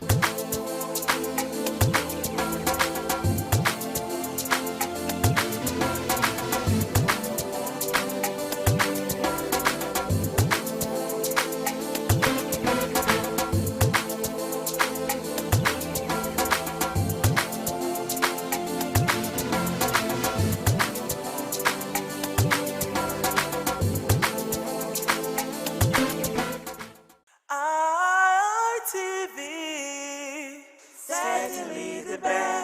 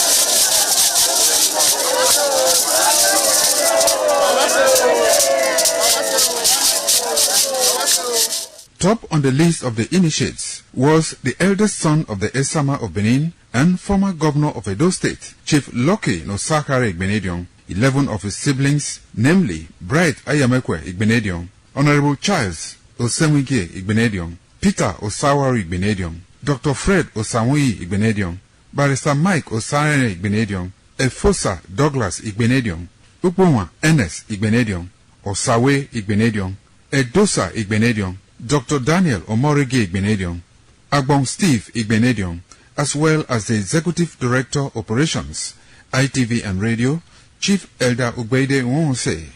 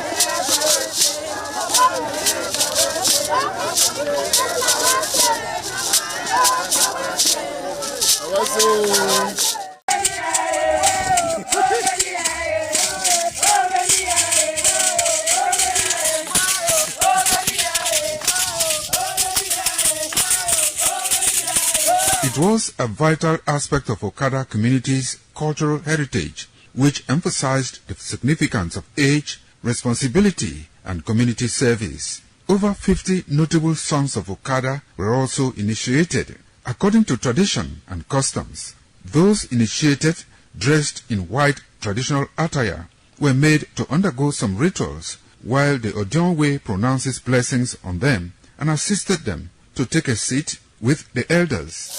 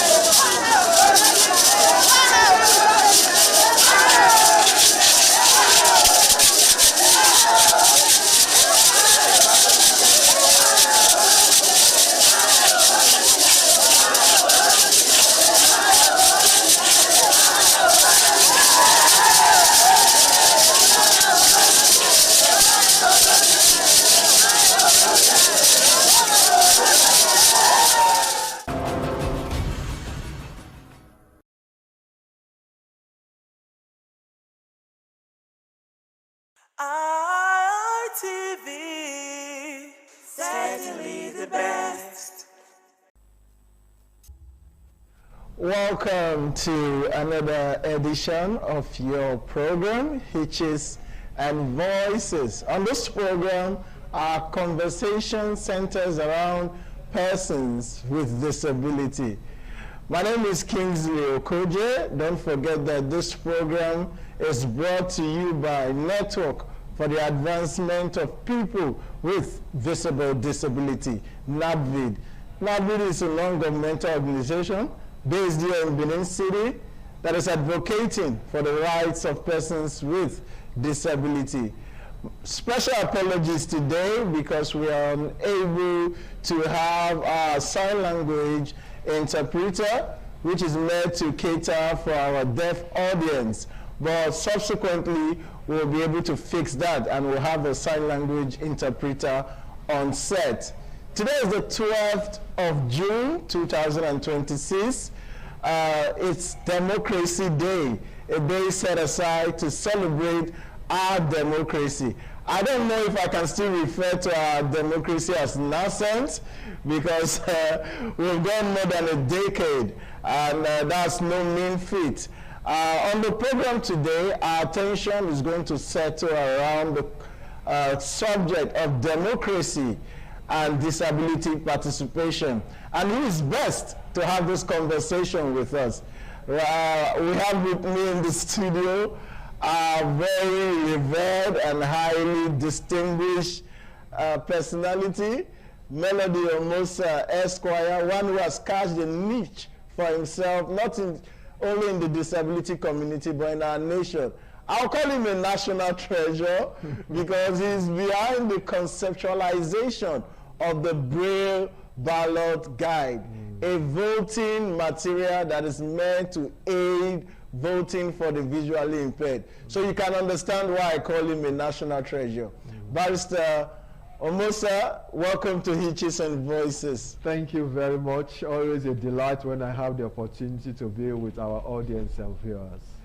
Welcome. I'd like to say a big thank you to our audience who are following on radio and those of you who have taken out time to follow us on television as well.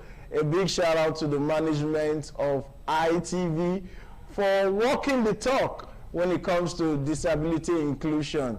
They have made Hitches and Voices a household name in Edo State by ensuring that this program comes to you live on television and on radio simultaneously. But back to the subject. Today we are talking democracy. Like I said, I don't know if I can refer to our nation's democracy as nascent. I'd like to have your overview on this. What's your take on Nigeria democracy? Do you think it has properly evolved? Do you think our democracy can rank among celebrated democracy in other climes? All right, thank you so very much. Thank you, viewers and listeners, for joining us again on Hitches and Voices. 29th May 2026, our democracy became 27 years, and that in an economy that is stable in developed societies. If when things go according to plan, a man or a woman that is 27 years is already a father or a mother, have graduated, has started living their life. So by no stretch of imagination should our democracy again be referred to as nonsense. 27 years down the line, he's a grown man. He's a fully grown man. And I'm happy that today, of course, that leads me back.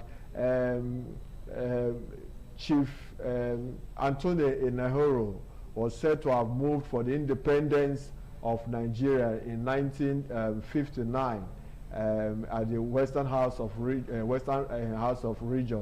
the Western House. Then, when he was but 26 years. So when juxtaposed against our democracy, the Fourth Republic, that is already 27, you agree with me readily that it is not a baby anymore. But it's a long way. But of course, when juxtaposed with other democracies, United States, France, and all that, well, we are still a very long way away.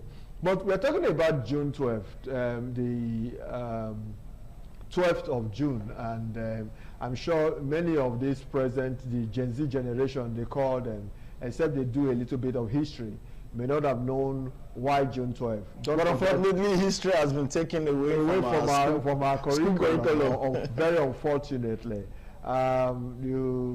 You recall that on the 29th of May 1999, the military handed over to a civilian elected government, and President Olusegun Obasanjo became the president, and that day was set aside as democracy. But down the line, there was a clamor that before May 2029, there was a June 12th, where MKO Abiola, Moshood Kasimu Olayiwola Abiola, was elected by an election that are then adjudged to be the freest and fairest election that was organized, where he won, had a landslide victory on the way to become the Third Republic president on the 12th of June 1993.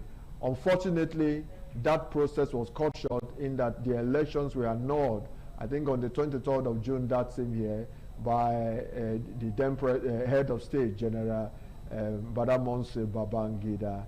And of course, a year after, he declared himself in 1994 as the elected as president, saying that the military under Abacha was unwilling to hand over to him. He was incarcerated, and in 1998 he died. The first from his own part of the region, Ogun State and the whole of the western region, continued to clamor that he should be recognized as an elected president, even though that process was cut short because he was sliding to victory very comfortably before that whole process was stopped. So for the Western states, they continue to recognize June 12th as Democracy Day. That for them, that is the proper day of democracy, and would even declare those days as public holiday. But Mohammed Buhari, of blessed memory, the president between 2015 and 2023, I think a year or two before he left office, recognized June 12 and declared it a Democracy Day. What this president has done now is that June 12 is not, no, I think Buhari recognized that Abiola actually won the election and that he declared him as a former president. But this administration has properly recognized June 12 as Democracy Day. And instead of having a public holiday on the 29th of June, 29th of May, June 12 has now been declared as Democracy Day. However, the handing over day and change of government from one administration to another remains on the 29th of May because it's a constitutional matter. But my take would be that the National Assembly should allow this to reflect. This is popularly accepted to move our Democracy Day by 13 days from May 29th to June 12th. Not, however, this administration or parent elected president and National Assembly, state governors and state houses of assembly benefiting from it. But this administration can do that so that whosoever is elected next will know that the taking over date and handing over date will not be on June 12. No need to recognize May 29th and also recognize June 12 simultaneously as Democracy Day. So that's the brief history of what has happened. So Nigeria is no longer, we are a grown adult, and we should be seeing some features of an adult who is actually growing and in charge. All right, you said something very stunning, that a 26 years old Auntie Onaru moved for the independence of Nigeria. Yes. And I'm wondering where our current 26 years old, where they are now. I'm sure they are out there hustling for jobs, trying to get themselves one employment or the other. Meanwhile, years ago, a young Anthony Onaru had the opportunity to be in an assembly where he could move that motion. One would have expected that we would have evolved to a point where we have younger people in position of authority to impact governance. But like you said, a 27-year-old child is a grown man, and there are certain things expected of him. And we are hoping that we'll continue to mature. But let's come back to disability participation now. There's the issue of democratic inclusion. Do you think our democracy as it stands today is more inclusive of persons with disability? And what does democratic inclusion looks like? All right, thank you very much. In democracy, we say there's always a social contract between the government and the people. And that is what distinguish or differentiate the system of government to other types of government. Whether the monarchical system of government that is largely by hereditary, or the authoritarian system of government, or the theoretical system of government, where people take either by religious inclination or by other forms assume rulership position, not even leadership. But any form of democracy, being parliamentary, presidential, provided the people have the free choice, can participate and decide who their elected representatives will be. It is said that the people willingly donate their power to their representative, and therefore a social contract exists between the government and the governed. And I think that opportunity to participate in those who lead you should be the starting point. You don't wake up and say government is not responsive and responding to the yearnings of their citizenry, when in the first place you have no say whatsoever in either due to lethargy or you fail to perform your civic responsibility, or the opportunity to so do was not even provided in the first place. The point I'm struggling to make is that democracy starts from when the people are able to participate and decide who leads them. And it is to that extent that inclusion should be the bedrock and the watchword of every system, democratic system, that is aimed at bringing everyone on board, and to how inclusive can we say the democracy is for persons with disability, I would say the conversation is on, but we are yet not there at all. We have started because I recall that I and the organization I led, NABID, or Network for the Advancement of People with Disabilities, were a part of a process where we campaigned for Access Nigeria Disability Vote Matter campaign, where we engaged the Independent National Electoral Commission, the National Assembly, and other relevant governmental bodies to the end that they would make our electoral process and open enough for participation by persons with disabilities. All right, we'll go to the issue of electoral participation. They usually say that in democracy, majority have their way and the minority can have their say. And only have their say, yeah. I know that the community of persons with disability, we are in a minority in terms of our population and in our democracy. Would you say we've had our way, or we've been able to have our say, even though we can't have our way?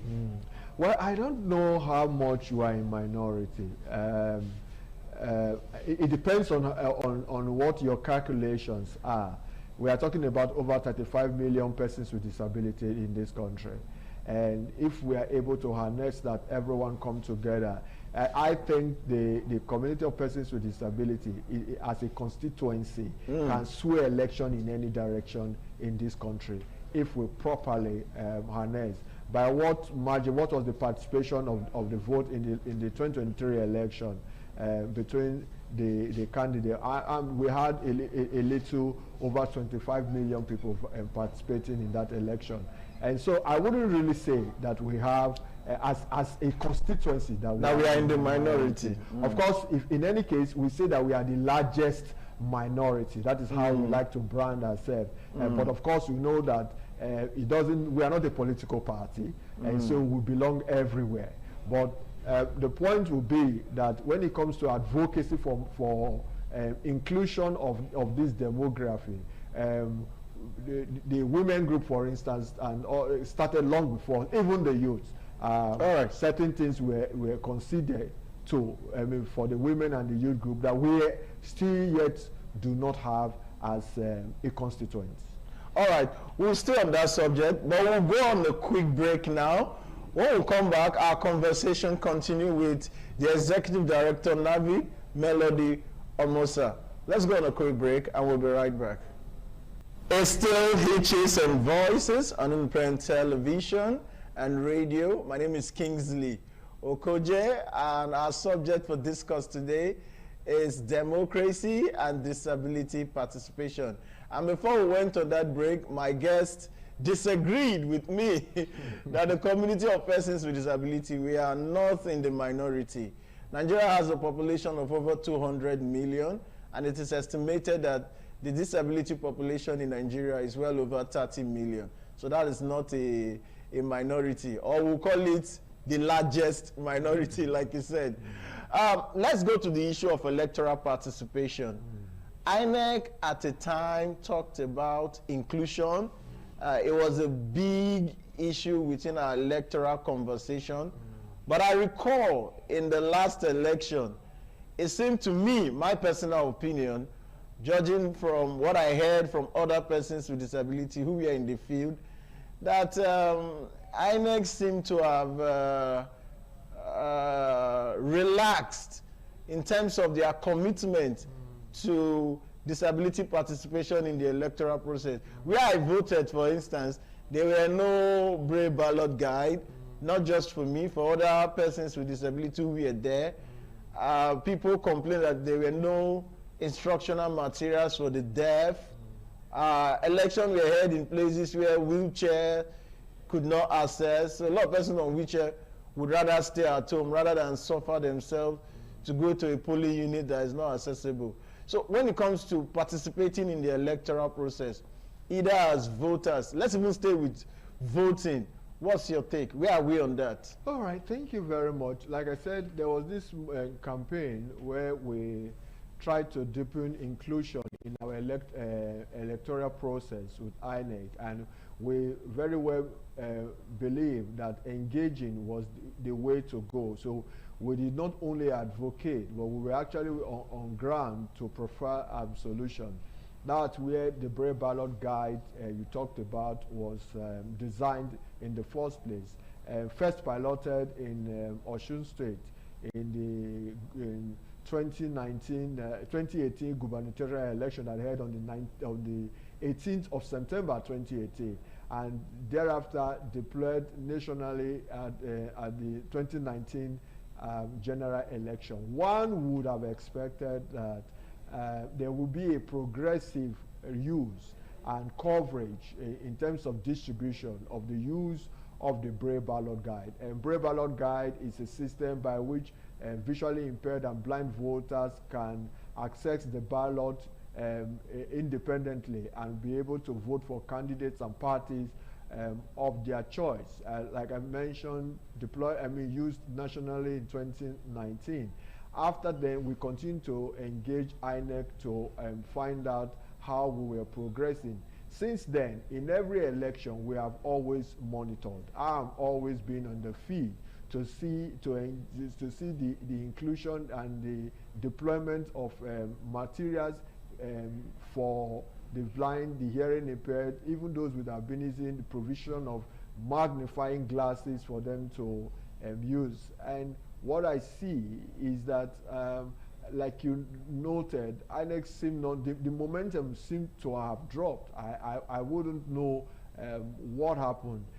I recall that not only did we provide this guide, these materials, assistive materials for INEC, we also embarked on collecting data to know where voters with disabilities, the polling units, they vote, so that with that record, INEC can deploy materials meant for the individual voters to use depending on the disability type. And we also ensure that the CVRO, Continuous Voters Registration, that INEC now have, would, in the process of registering, you would have your disabilities type and stated in the form, so that they know firsthand that you are one with a disability, and on election day, seamlessly you will be able to participate in the process. But that's not what we are saying. INEC has always had this logistic problem. And I think that for a group of persons with disabilities, for that matter, it should not be much a problem, even though we know nationally they do have their challenge. But I would say that from what I monitored in the last election, I'm not impressed at the pace INEC is going. I think that, yes, it's fine that we had this problem 2018 when it was piloted, 2019 it was used nationally, and given the obstacles election, if in the obstacles election, organizing an election for a state like Edo, Ondo, and all that, you cannot successfully deploy these materials for the persons with disabilities to participate in the system. I wonder what happens in general elections. I mean, like you said, this is a 27 years democracy. And one would expect that at this stage, disability participation in elections should be a given. It should not be something we are still urging INEC, trying to encourage INEC to do. It should be a foregone conclusion that persons with disability can indeed participate in the electoral process, because the electoral process is accessible and inclusive. So we can only call on INEC to do the needful. Let's move over to representation. Do you think that persons with disability are adequately represented in leadership and in governance? Well, they are not. The Convention on the Rights of Persons with Disability, UN Convention on the Rights of Persons with Disability 2006, Article 29 has asks that state parties should open their political and public space for the participation of persons with disability. And that was also ratified by the Discrimination Against Persons with Disability Prohibition Act of 2018. But what do we have? I think that as we tinker with our constitution, we have had the Fifth Amendment, and of course, the INEC, I mean, the National Assembly is also making move to further come with amendment. I think we need to have seats reserved for persons with disability. It's not enough to come up and say by political parties, where for some of them will say, but they say power is not served a la carte. Well, we are talking about representation. Of course, and, government must be seen to be protective of the weakest, of the minority, of the vulnerable. And a minimum standard. Why are women asking for a 35% affirmative reserve for them? Women? For why are they asking that certain seats should be 1/3 of the seats should be reserved for women participation? That's why I said that the youth, of course, we have. Power is not served a la carte, but we have the not too young to run be speaking to the participation of youth. But why are we not having something specifically directed at persons with disability, protecting their representative rights in the executive and in the legislative arm of sorry for cutting that of the without mentioning any political party. I heard over the news that a particular political party has mentioned that as part of their policy, women and persons with disability who want to contest under their platform will be given their expression of interest free at a very minimal discount. I say that is tokenism. that is just, that's playing to the gallery. It's like, oh, the Kingsley Okojen has the money to buy the form and I do not have, and we are contesting for the same position. You have paid for the form and I've given the form free. Who do you think the party will hand over the tickets to? The one that did not pay to contest and the one that paid for it. Until they make such persons their candidate to say, okay, we have reserved because this person have indicated interest, this party is presenting this person to run for that seat, then there's no guarantee. And even where parties are willing to do that, what is the assurance that other parties will follow suit? So I think the way to go is to have our constitution amended, to have a represent, and it is done in all democracies. There are like in Uganda, for instance. Yes, in Uganda, even in Iran, in Iran and Iraq, for instance, I know very well, which is an Arab nation. They have certain seats reserved for the Christian population, a certain percentage, right? That is an Islamic country, and so we see that everywhere that certain group must have some level of protection. That is not all they should have, but at least we shouldn't have a 360 National Assembly members with no one representing the disability community and issue. Like I said, we are not just only a community, we are a constituent, and our issues should be so serious. So I think that we will do more to amend our constitution to guarantee some level of protection. That way, it will be a far cry for disability representation. You look at the executive, you talk about women, you talk about youth. How many governor or president have in their cabinet a one with a disability holding a substantive position, apart from what they try to do sometimes, having an SSA on disability matters? All right. But very quickly, in 30 seconds, I've known you over the years. I've seen people in politics and in governance. I don't think some of them have some of the qualifications that you have to contest. Looking at the future, are you considering? I hope you know what I'm saying. Are you considering contesting for any elective position? Because I know you are more than qualified, more than qualified than some of the persons I see out there.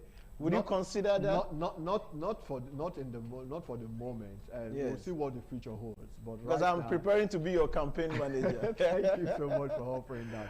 But I actually want to see that our system change and our democracy, our electoral process have such integrity that people will believe participating will not be shortchanged. All right, this is a wrap on the program today. Such an interesting conversation, always with the Executive Director, Navid Melody Omosa Esquire. It is our hope that as our country's democracy continue to evolve, that disability participation will become more inclusive and accessible for persons with disability. My name is Kingsley Okoje. Spot the hitch and be a voice. Goodbye.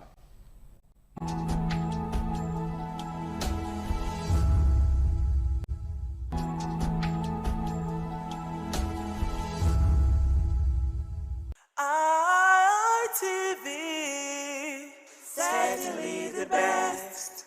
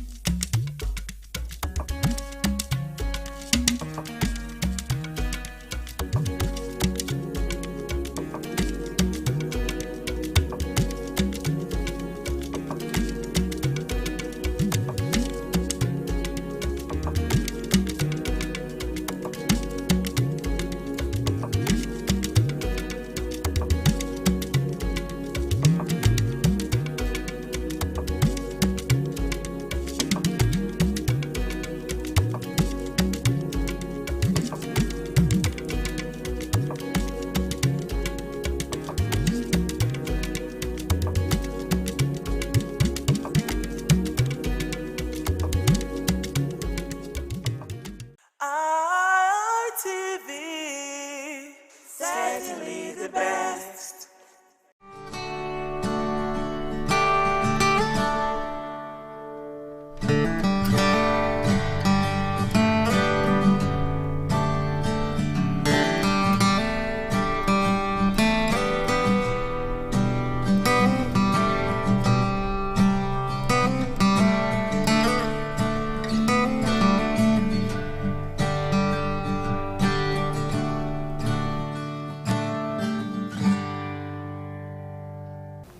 Hello, beautiful people. Welcome to another edition of Youth Perspective on Independent Television. I am your host, Lydia Azuka, and today we'll be talking about social media. We want to see how it is building our future or destroying the youth.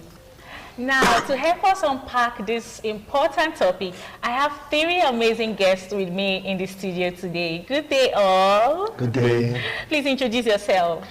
My name is Ekis Olumese. Thank you for having me today. Thank you for coming. My name is Perfect Totagami. Thank you for having me. Thank you for coming. And I'm Udoku Onochie Gabriel. Thank you so much for coming. Okay, those are my guests on today's episode. It's going to be an interesting one. You don't want to go anywhere. Remember, you can watch us live on our website at www.itvradioNG.com, and do well to follow all our social media platforms at ITV Radio NG. Now, let's get right into the business of the day. Social media has become an important part of our modern life. Now, over to you, Ekis. Has social media destroyed the youth, or has it impacted the youth so far? Okay, thank you very much. Before I answer that question, I'd like to throw more light on what social media is all about. Go on. Social media are digital platform that is used to create, share, and disseminate information, educational experience, and people are able to communicate with each other. But the basic thing is that social media is a tool. And as a tool, I'll go right to answer your question. Social media is neither building the future or destroying the future. It is based on its usage. It is based on the one that is using social media. So social media can take you as a ladder to success, or it can bring you down. So it depends on how you are able to use it. If you use it well, you get the benefit. If you don't use it well, you get the disadvantage of it. So I believe that social media on its own is not like I said, is a technology, and as a tool, you are the one to use it. If you use it well, it's going to benefit you. If you don't use it well, you have the other part of it. So there are other benefits that we can talk about during the course of the show. But for now, social media is neither building the future or destroying it. It is based on the values that people have. Amazing, Thank amazing. you. Thank you so much for that answer. Over to you, Perfect. Same question. What do you think social media has done to young people in this generation? I think social media in itself, it's an opportunity created to broaden the horizons of mankind, so to speak, through artificial intelligence, connecting the entire world together in a particular space where everybody from different continents, without leaving the comfort of your place, to communicate with each other. So I would say it destroys and builds at the same time, because it's relative to the person that is making use of it at the time. Amazing, amazing. Yeah. And to you, Gabriel, the question still remains the same. Go on. So yeah, for me, I think I'll sit on the fence, because the matter of social media is highly subjective, right? And it still depends on the user and the usage. Because social media, for some people, has been that platform whereby they've been able to earn a living. While for others, they are just addicted to social media. That's why I said we cannot categorically say that social media has done more harm than good. But that's why I'm pretty much deciding to sit on the fence, because while others can consider that social media has done harm, that same social media platform is still doing good and helping people to improve their standard of living and all of that. Amazing. Now, you talked about social media doing harm. I'm still coming back to you. Yeah. How much harm do you think social media has done to the youth these days? Okay, the matter on social media now, we have a lot of younger ones who are not supposed to be on this platform. Most of these people hide and watch pornography. This leads to addiction. So being addicted to watching porn and so many other things could lead to, improper usage of this app. So yeah, in that aspect, I just used pornography as an example. In that aspect, so yes, social media causes harm. Yeah. Okay, Ekis, this question goes to you. The Prime Minister of the United Kingdom has placed a ban on social media for teenagers below 16 years. Yes, what do you think about that? Do you think it's a good idea? Well, I don't think that social media should be banned totally. Okay.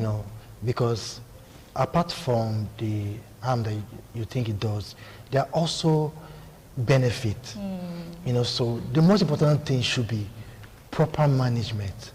There should be guidance, because everyone is responsible to ensure that our teenagers, they are able to follow the path of righteousness when it comes to using social media. So that's where the place of management, that's where the place of monitoring comes. I know there are issues where most teenagers, they are more knowledgeable when it comes to their parents may not know most of the things that they know. You understand? And so if they are able to outsmart their parents, so in this AI generation, it's not only for the youth, it's also for the adults, so that they can monitor.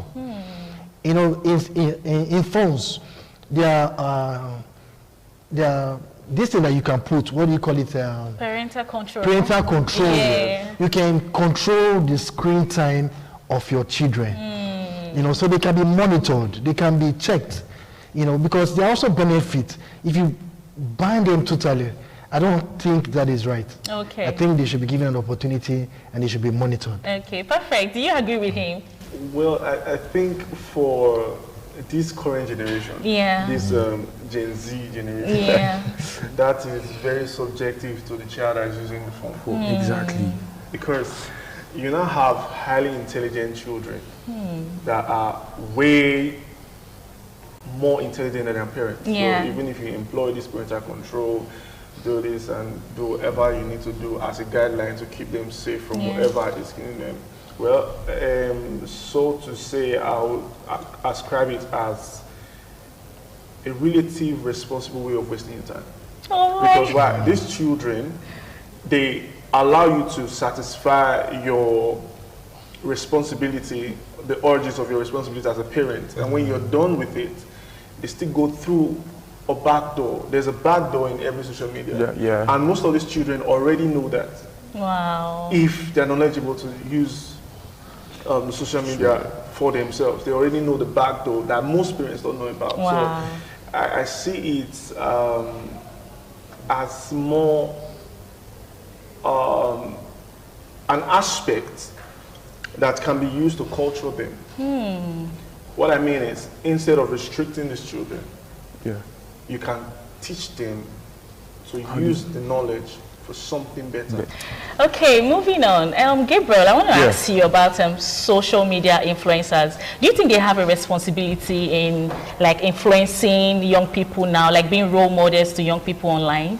Of course they do. They have 100% of that responsibility to make sure that what they are putting out has a lot to do to change the lives of the younger ones viewing them positively. Amazing. Because as a content creator or as a social media influencer, the kind of content that you put out should be that kind of content that helps people, that encourages people to want to do better in their daily activities. Because as an influencer having 1.something million followers, of course, people are monitoring how you do your thing. People are noticing the kind of content that you put out there. So yes, 100%, they do have that responsibility of putting out the right content to encourage people that view their work. Amazing, amazing. So now, Ekis, I want to ask you, what practical skills do you think young people can learn on social media? Okay.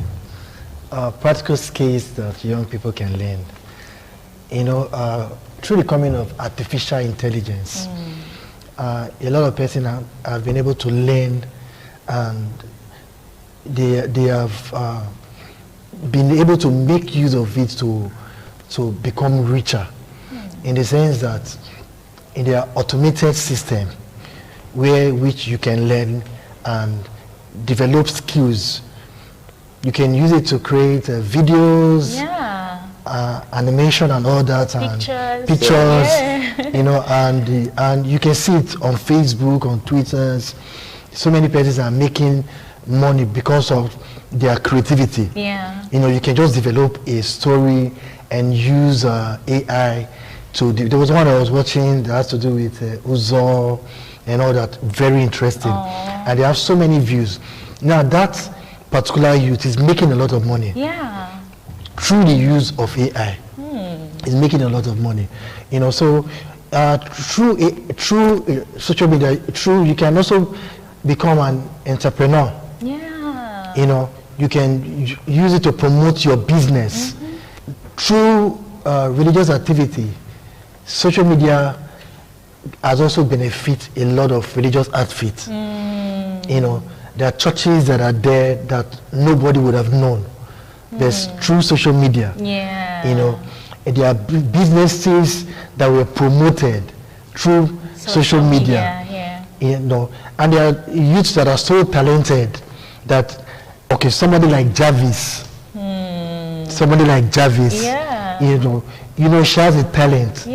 If not for social media, where we shall be. That's right. You know, so you can see that social media has brought a lot of persons to the limelight.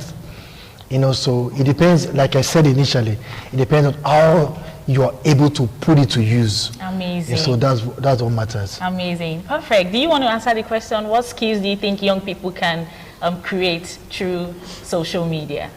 I think the platform of social media is wide. It's like unlocking the 100% of the human brain, which is technically impossible, but made possible through artificial intelligence. So there's so many things that an individual can use social media for, but the end result of all these things is just two things: popularity and money.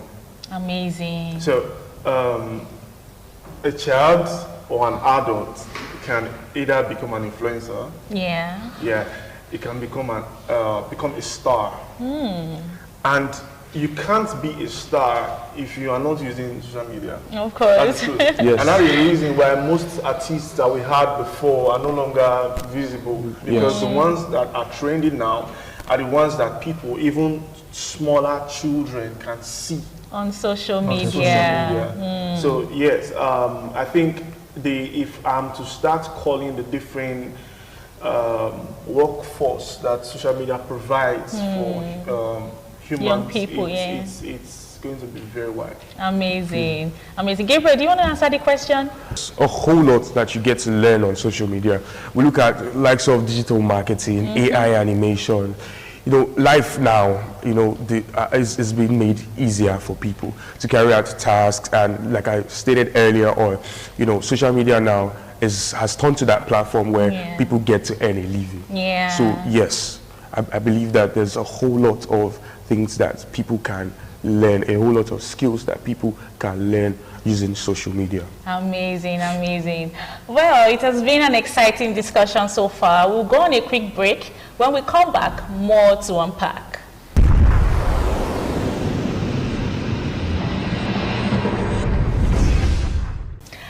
Welcome back. If you're just joining us, this is Youth Perspective on Independent Television, and today we're talking about social media and its vices. I have with me still in the studio 3 amazing guests helping me unpack this important topic. Okay, moving on, we're going to have a rapid fire round. I'm going to be asking my guests 1 question each, and they just have to answer me with 1 answer.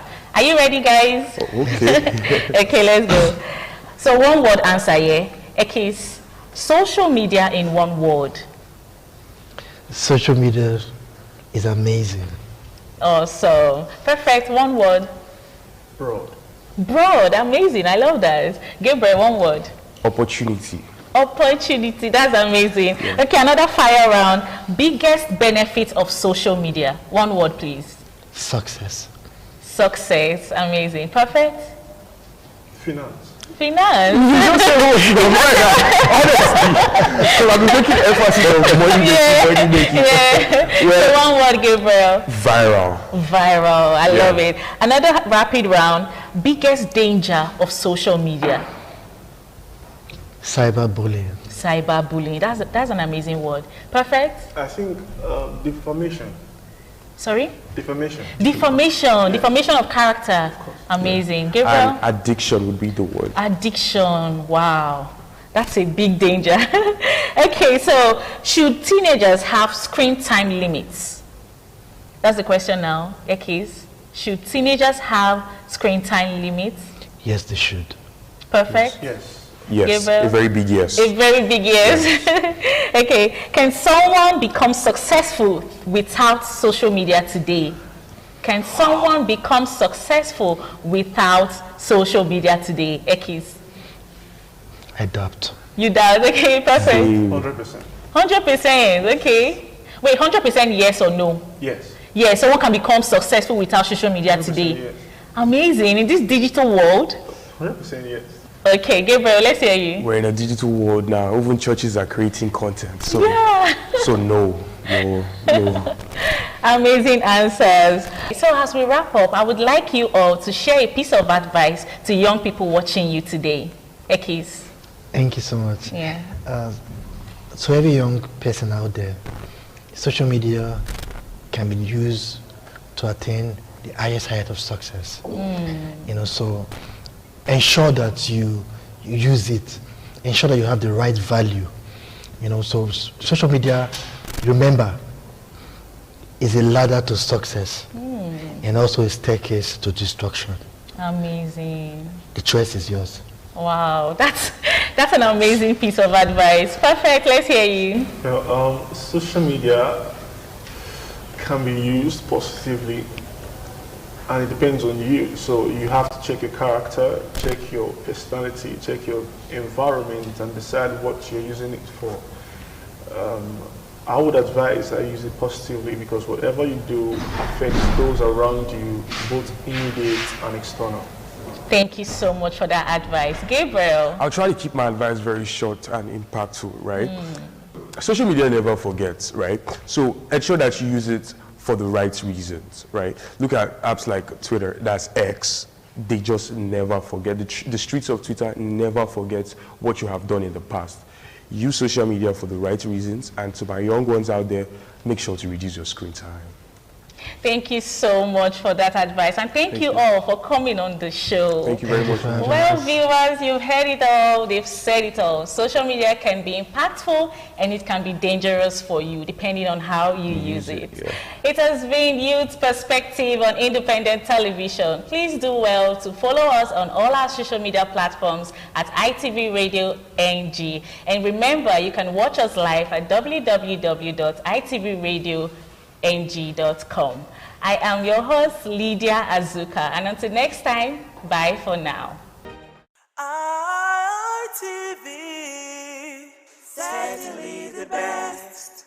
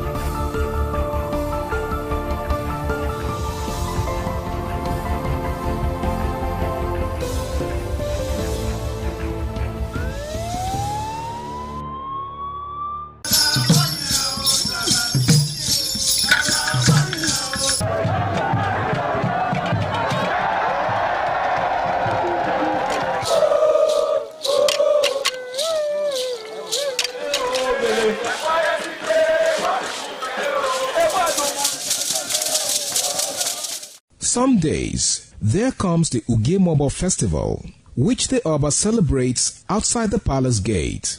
A pavilion is built of red cloth where rites are performed to drive away all evil spirits still unsatisfied by the year's sacrifices. The Ugemobo Festival is to commemorate an event in Benin history which dates back to 1504 AD.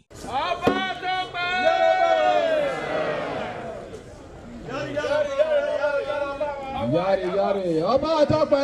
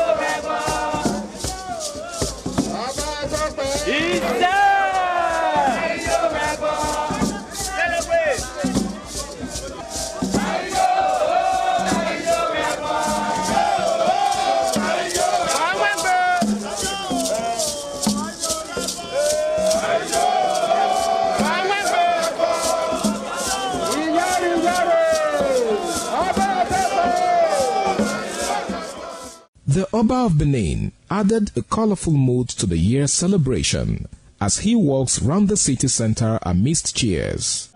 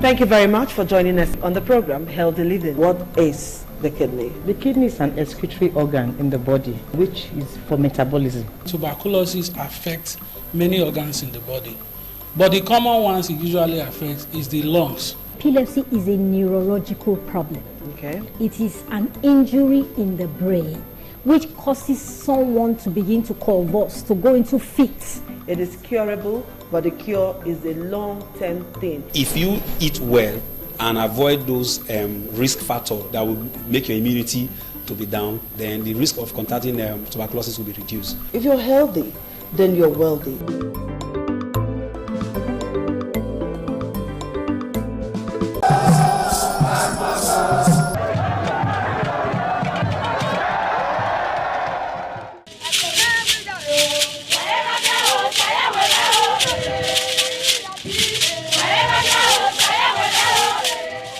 Benin Cultural Dance, a unique dance and quality dance steps of the Benin people.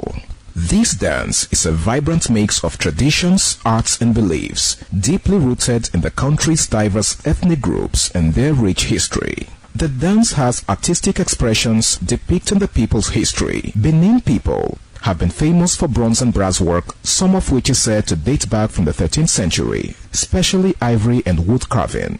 In Benin, the people dance to show respect, honor, dignity, which they honor. They dance to show royalty, as natives are seen in their numbers around their body depicting the symbol of kingship. ITV, certainly the best.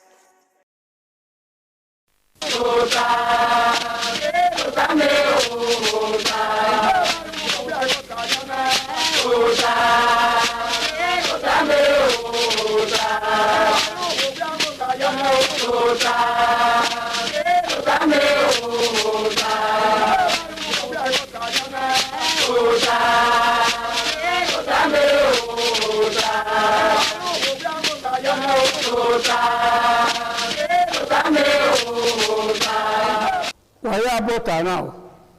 Ugi bota wese anyone dolopewo. Waya hima makaba pon wa sense. Bota pe makage ya.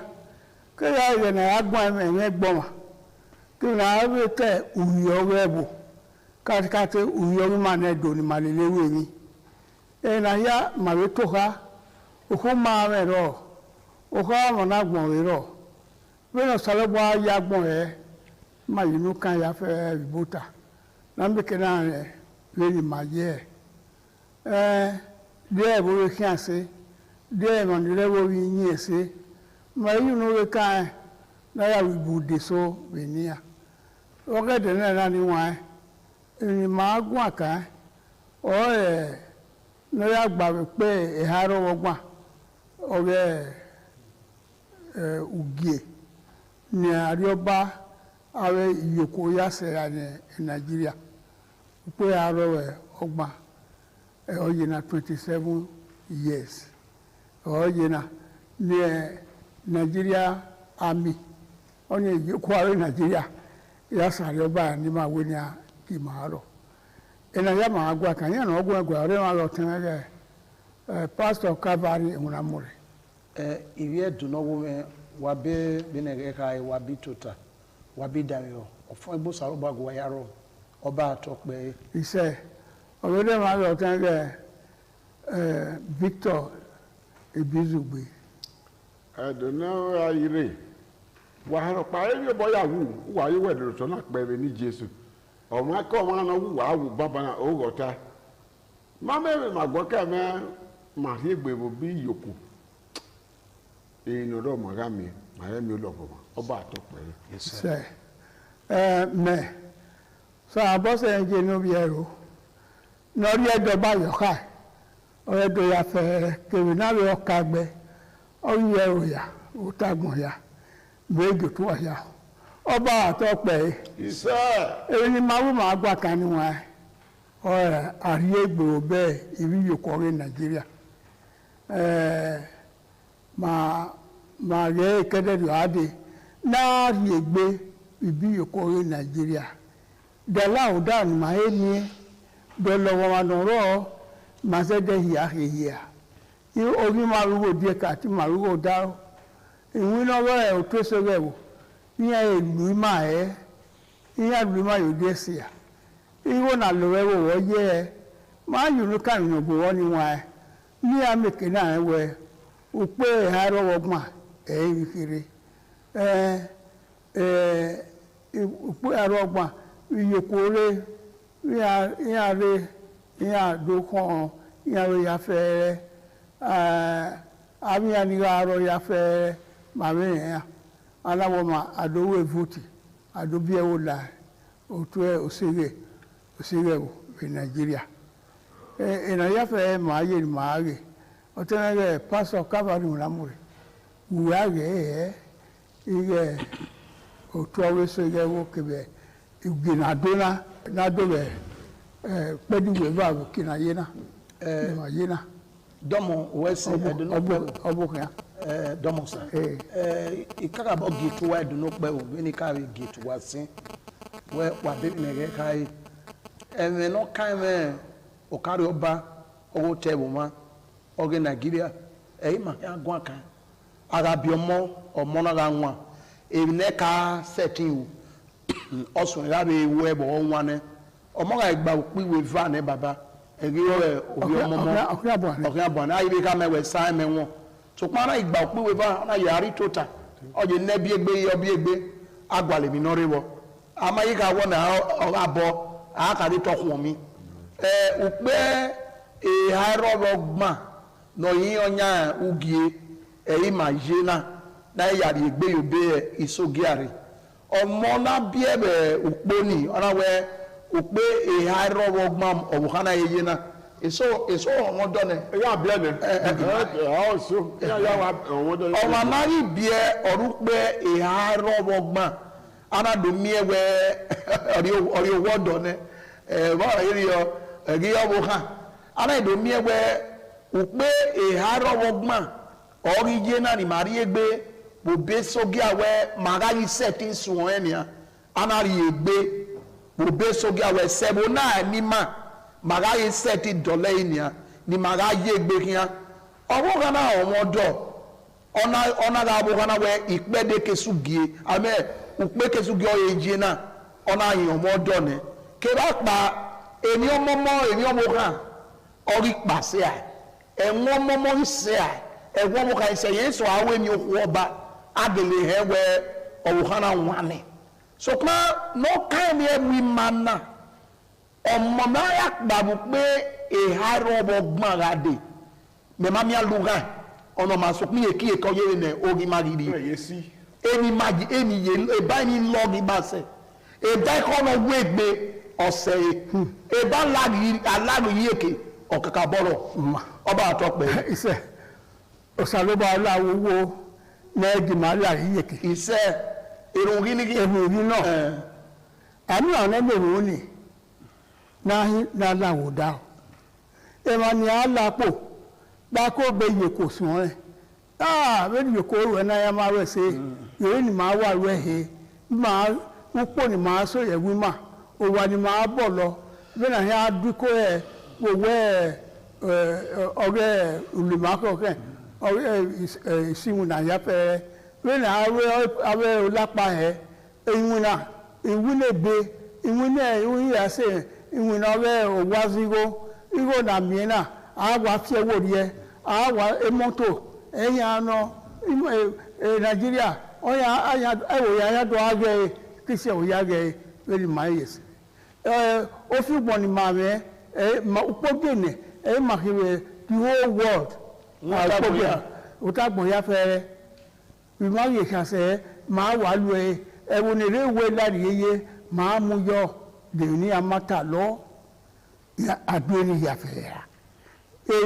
alauda orora bi alauda oro wo ye ye ni maye na ni wan ya yo se gbima wana lo se gbe o tu se rewo na fi wo re cda na fi yo ba ri we ge na e gbina re wo ba ge e ba gbina se ya se gbodon we ra we mu yo ààrẹ àwọn ọ̀dọ́wẹ̀ àwọ́dọ́wẹ̀ àsọ̀màgbé àìbọyọ wé ya pẹ́ẹ́rẹ́ yàsẹ́gbẹ̀rẹ̀ animaré na mú kò tẹ́hàn rẹ̀ àyè mìíràn nà mìíràn mà yé mú gbóbi ní màmúà ìgbìlótọ̀ yìí já rẹ̀ ẹ̀yìn náà yàfẹ́ ẹ̀yìn màgbé náà níwọ̀n ẹ̀ yóò lè ní ìyàyẹ àyè yúgbó ní àrà àyè yógò ní àrà òwò àríyé ètèrè oríkèrè àkúlẹ́wò làwà wẹ́ẹ̀nù wà láwà náà ìwà fi àyàfíọ̀ lórí ìyàsẹ̀rẹ̀ yà awọ̀ rẹ̀ ayéwo ebè sùkú awọ̀ akókò èmò nídìí ẹ̀ àjọ iye mọ́tò àyàgbé ní àwà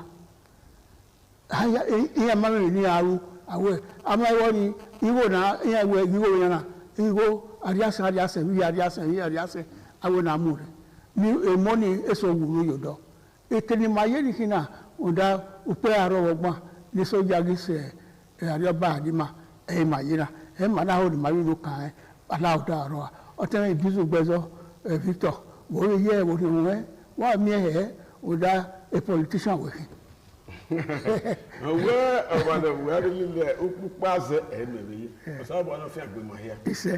Well, I went a cocoa belly wasso. No castle, look boy, you so. Suge, Mammy, a winner. Oh, Salubwa, okay, Gianima, who that way. My name are Nekui, my name are Nagbo, my mamma will be my idea, who that may matter. I want to talk about get on women. Gele. Now your belly is says that Yakba, and I'm winning my boy. The matter be my ad, you are with women. Yeah, Yere Web. There was another Midwestern region. I give where on a region Eva. All the Panafia with a Mutala, Renal Guy, and a 12 states. And I was guy.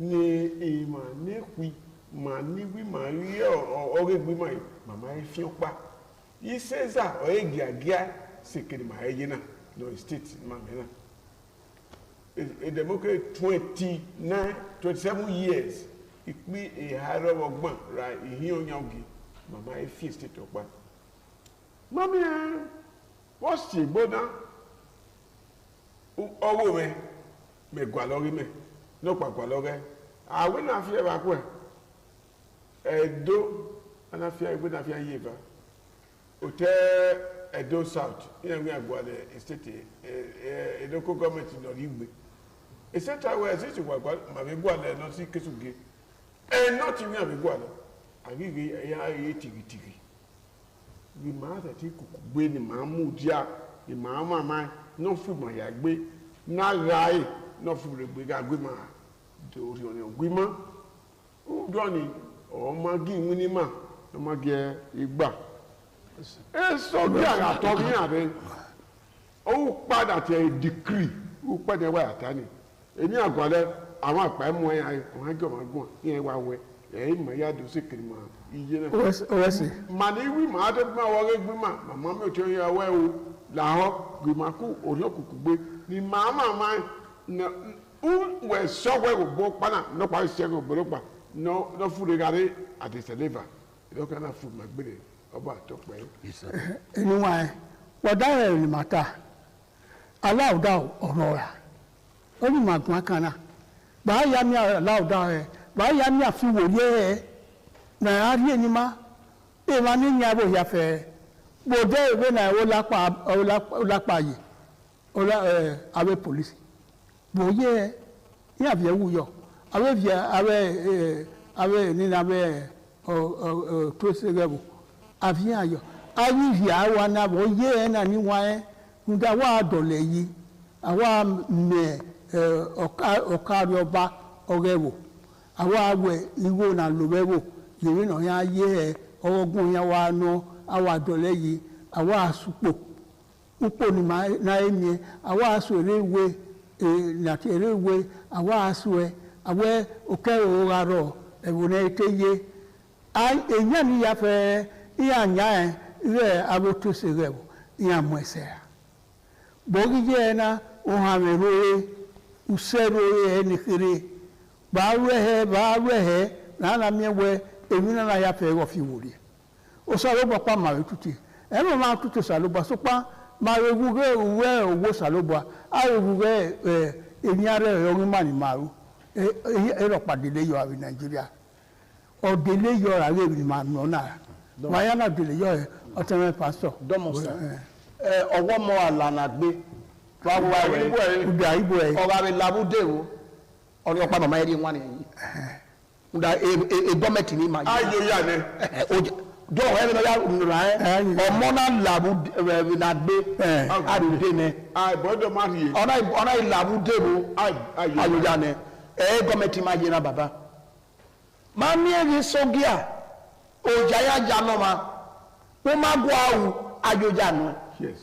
So pa amara wi malana e moja abia ge government ge so gi awi ma e awa agbo ba gbia awa mama gba we na ku e gadu magbera akpori ne na wo ma na do mu yi ma bona te democracy wa mu ni ato bia we pepe na gwa lo ana mo gwa mi we musanka me ona do bo de natana nu da ugage wa be ge no ga ro be ge ni eso gya na ga re federal government ati won ogete budo are awulagbada na ga re da de state ya ege na wona ya gbalo to to e ba ni adobo ina re da de me na ya lu igo 3000 no ma se ya de fuel 5 liter no izagodo nekere arun da egi e gan nda isogia oja ya janoma we anyine mani ma bena ya segbe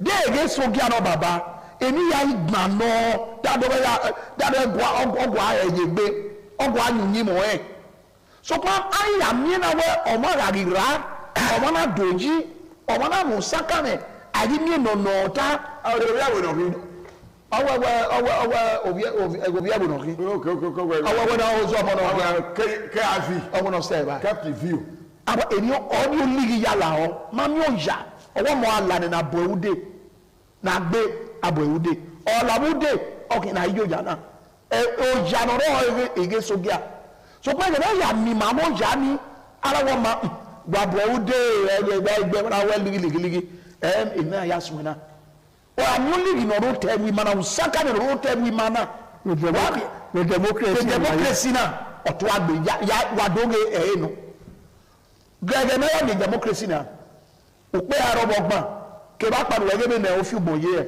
e bi oto we ade awu be de ne noro na ana ka be we no we ba ya si wa no ke my dead awe again no ya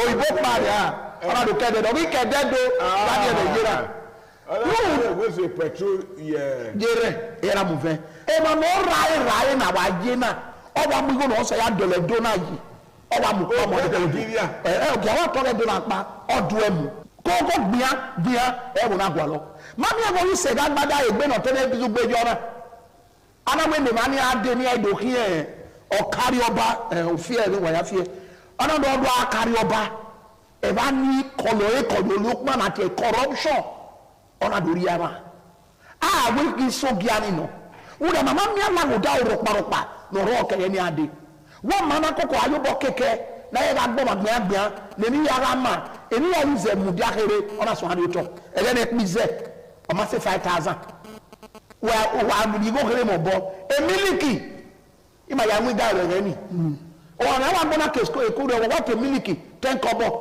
o wa mo bread o wa to wa nya no enwemila wa enwene obu yu arugbo emiliki ni ano manoro 1000 adopa me na yo no de ni ya mi go ya desel emi na gbe kan ara sioma ani ari oba no ro na mo egbero ya wiye bo no wa one ode na amu moto la ya igbowa e ma no mi moto mi ni onu amuhie e me bo ti frustration ologo ma na wo gbe do po emi na wo gbe ga logo asokito ero bo ga asokito be government yin na roge o wa keka even we ya ri card we agbe mo gbe we o pa ga ro be na asokito Sullivan no gbera igi se wa mi o ga ri oba o me yi se wa onope oro we ba ti ni we oro wa gbe no o igbe na fun na we o ma no wota o ma ka mo ni go ri card o igbe na fun na o we 15000 e na ge gbe me e na ge e na mo we ka mi me we ke agbe no we di go be no le li mere me na we na wa ri oba se na ka ma me go ri oba me ye le ni ora ga 1 naira aya ri card in Central Hospital no ga ri ring road ma me 105,000 you know di yo bona do ba je ni ba mi ma ye school baba be ge no gbe e de so gia ni aga de ni ma e ge gbe mu dia be de so gia no gbe mu dia na ru ara mo mi la le da de school we iri ni ta de iri eni no rari oba e mo na de se no re bo so pe na de je na a do bo we ranu lo to oba mi o we o kan me bread do no a kan ye yo nu we pe o yo oba to pe ise eniwa ya yi wa da yi ma ba we hege na yena ba ya fie wo ye he bi so be aboda enyawe enyania nekere mabere azebe no yasunu mabere inwura no rewo we no yare mabere ukupe ni male yemego igo ni valu yi mabere ha no rewo nekere mabere wie Nigeria no epa japa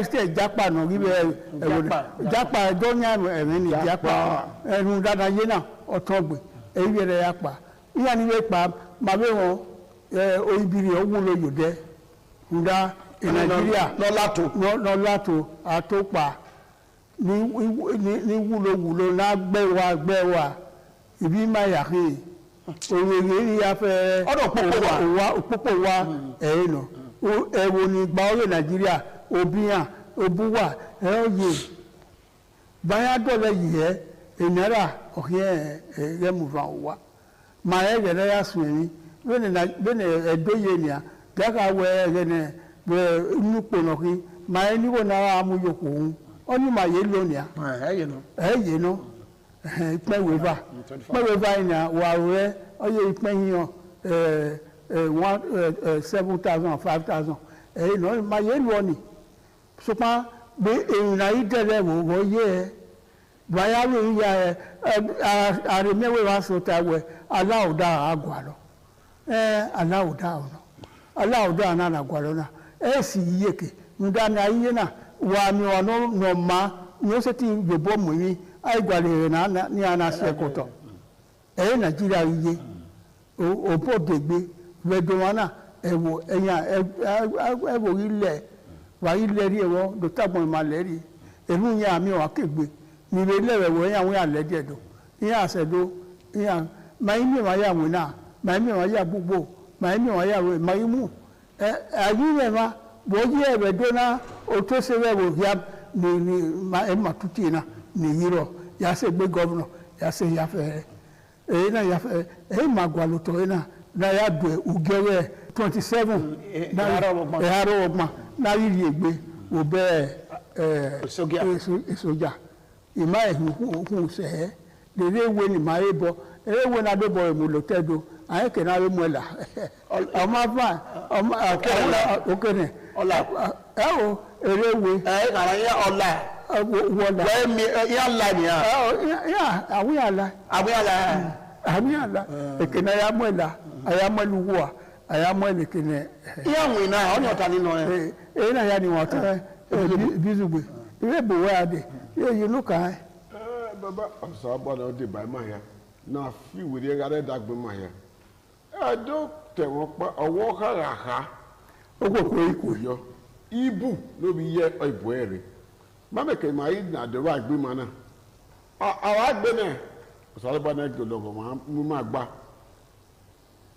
awani ma we no wi obo ni ma yo wi gbe ma na so abona ge ma mi we ni ma si pagbe gẹ́gẹ́ sí máa dìgẹ́ máa bẹ yá ní ọ̀bọ̀ yẹ pẹ̀tì lẹ́yà mọ̀ wọn àyùpọ̀ ọ̀wọ́n á ní làápò ní ẹ ó pẹ́ ẹ̀ lọ́kọ̀ ìwà ní múdà kébẹ́ náà ìyá àgbẹ̀ òkòkò rárẹ̀ dàgbé yàn náà tẹ a dividend náà òkòkò náà rẹ̀ àyè gbé ní ma yára yẹ gbé ẹ̀gbọ́n ìmọ̀ àná tó láwó lọ́kọ̀ mọ̀ sábà náà lọ́kọ̀ wọn rẹ̀ sún kó yìí mọ̀ àrùn bábà yà ni mẹ́ka kàbọ́dọ̀ mú pàmùwèrè ìdógẹ̀ yìí wẹ́ imata radio owo ni o pa ni iseza o ti mai ma se so pa bene ori igbegun ori iyin ka we ni o ke no ori opata o pa ni ma mu mu lekete yeye so do ni gi ma lele wa ni gba ori mo na House of Assembly,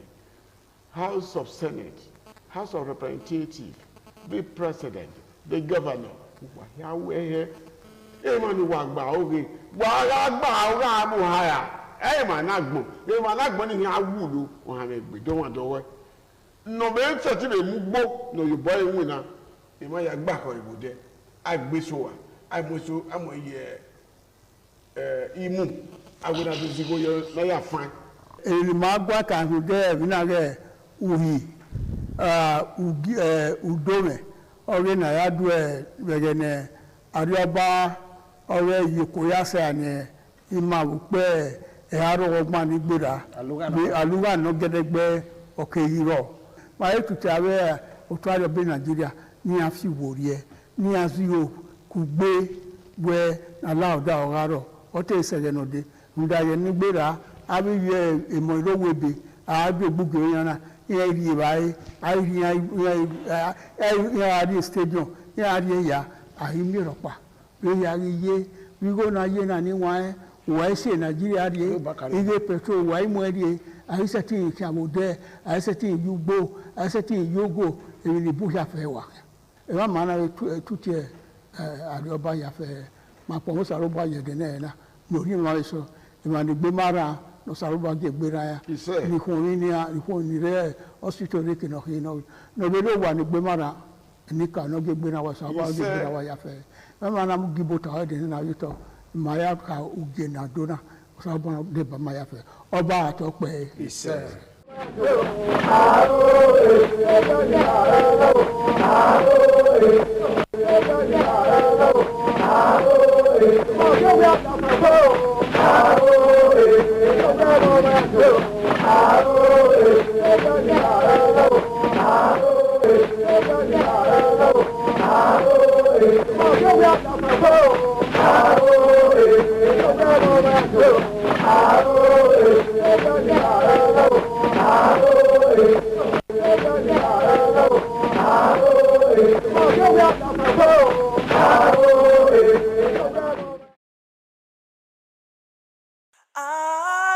ITV, certainly the best.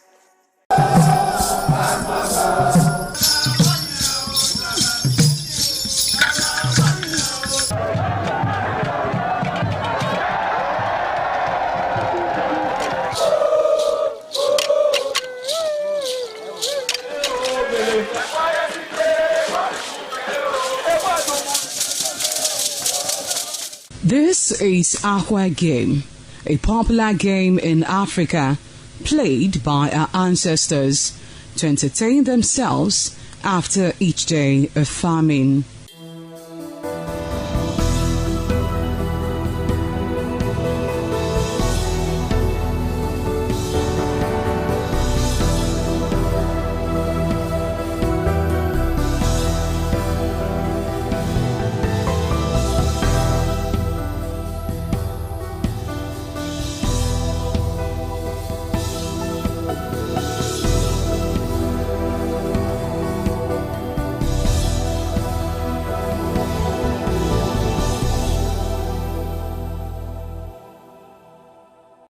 It is also relevant in our coronation in Africa. It is a sport and indeed very interesting, as every seed had a role in the game.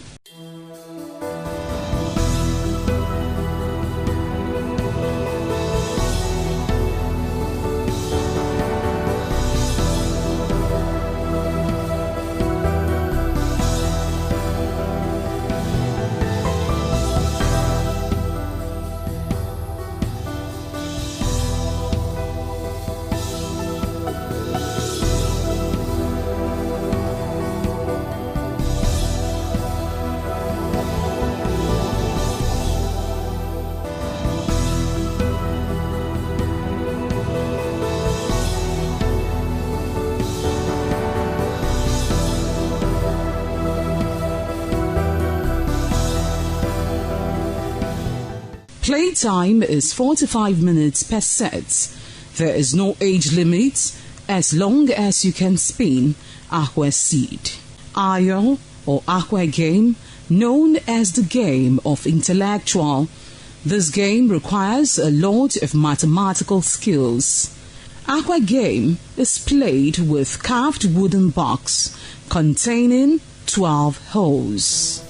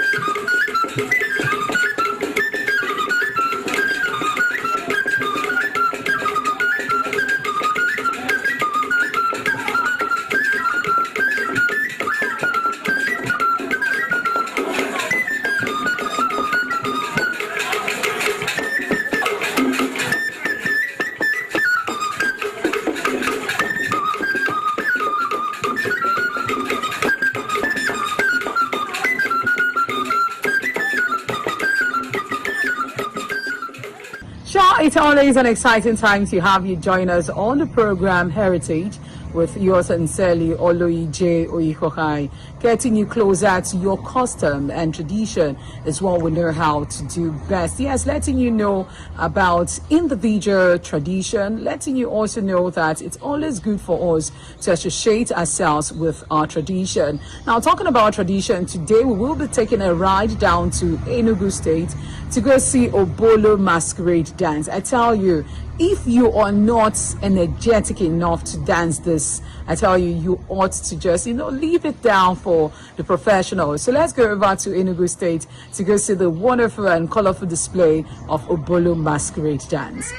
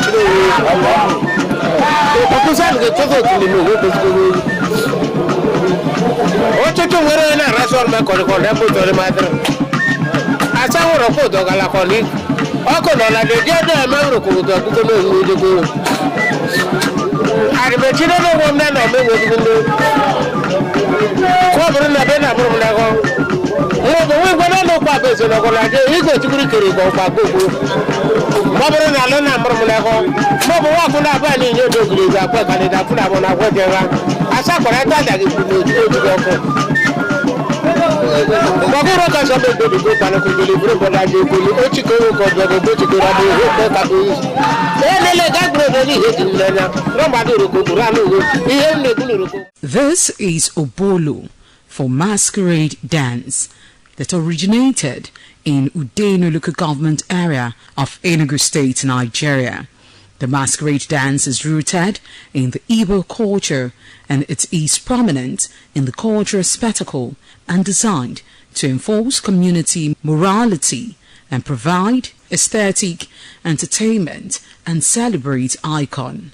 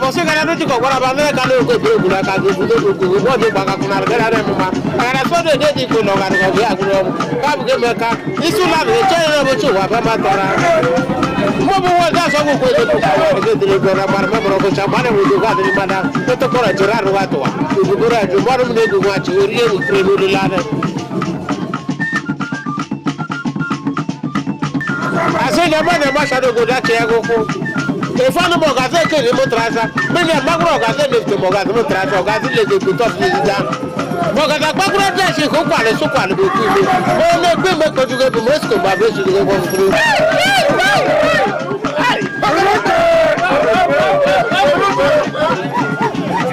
asa ke mo de ku zere de gora horo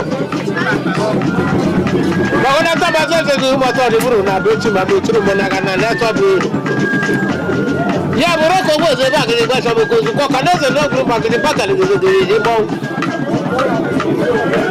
ore pa ko le di de da mo de re bo pa be wo ga so ko ze ka pe tru wa chi woro pa no mo ma iye ba woro ko de tu ra ko ba ko du ko ga ko o kere ko yo na ru ra ga de ko o to ko ro de va ja ni sa de so be de me de bi si da la.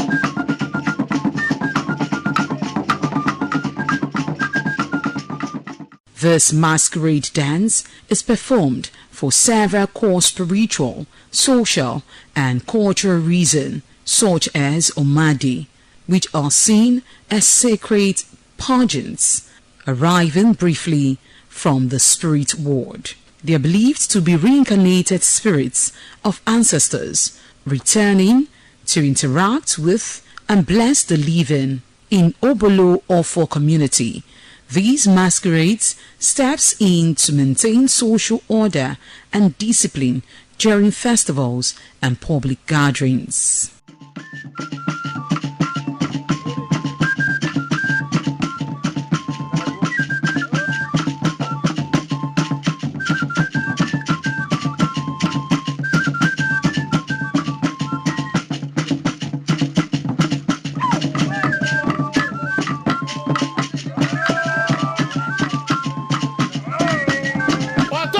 La funiga zumberi na zega le kufunga na suru o kani ka ko bale da ka bodo do bi kore do ku bi ko ro do li to ga le ti le ku bale no bale da ga ba to ga uru ku cho so ke ngole bo bla da ale ku na bale da ba so ke le a ba le ba sa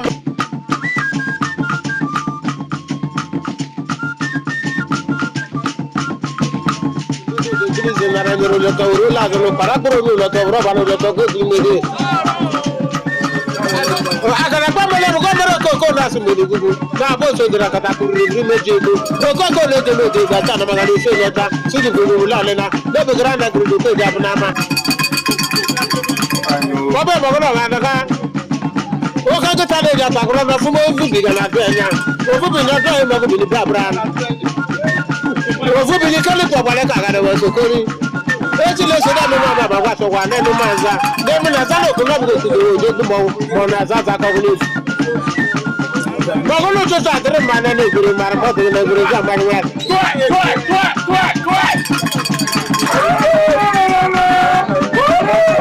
o ko ko ti gure de no ka de pe ni to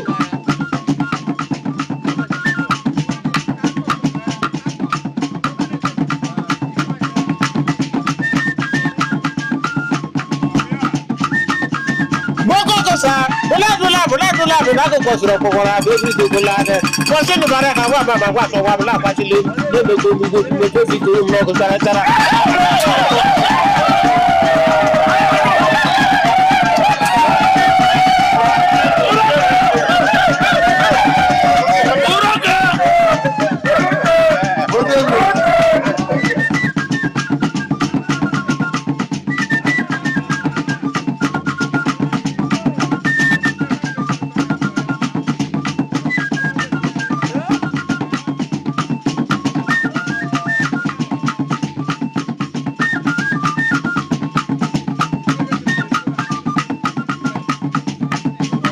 be suru be so ne lo so me ba bu chewro ya shi ji ne mi suru be bar kwa do bu wo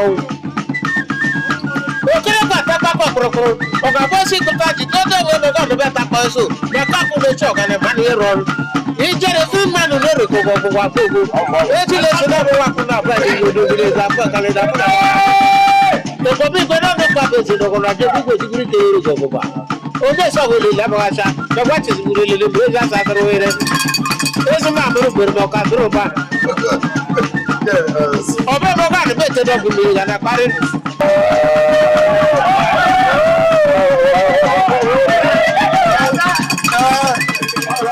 This masquerades in Obolo Ofo community. They are known as entertaining masquerades as they provide vibrant, acrobatic entertainment and joy to the community. The dances and display were heavily featured during planting and New Yam festivals to invoke blessings for fertility and bountiful harvests.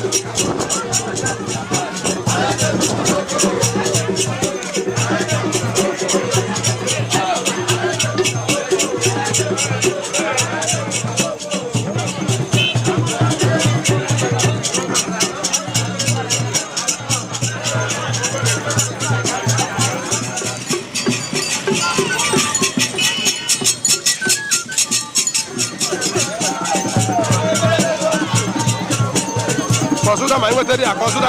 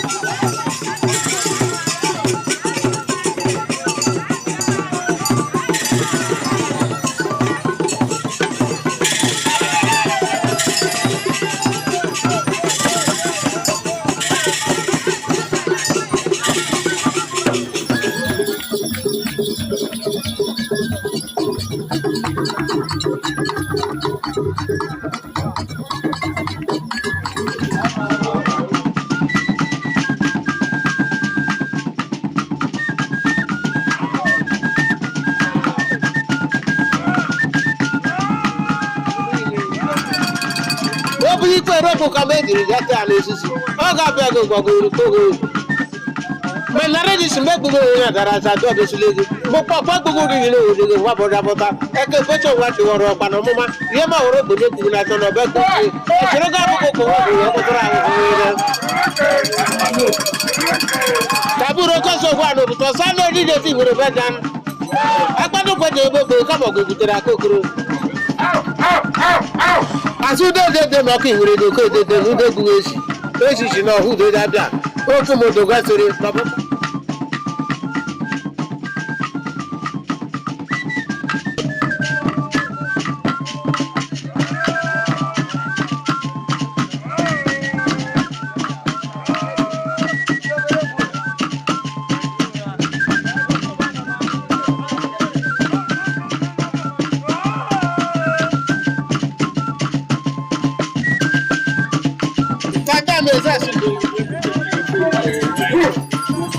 Wata ma ne tu go na guru, wata ma ne tu go go.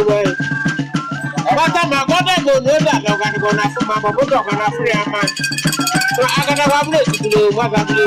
Ma bi na da ne chi de ni go o wa ga bo la ko bo le tu le. Na ni go go le na go go na ba ba lo ni to le we.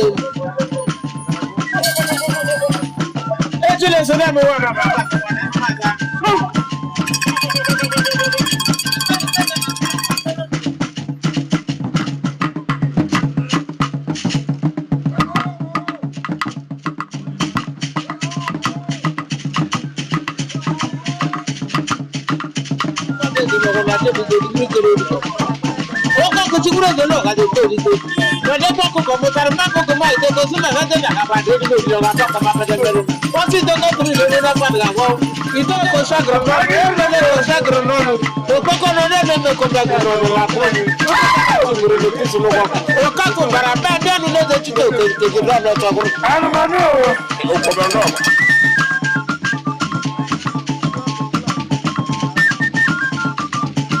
Agora não gato não é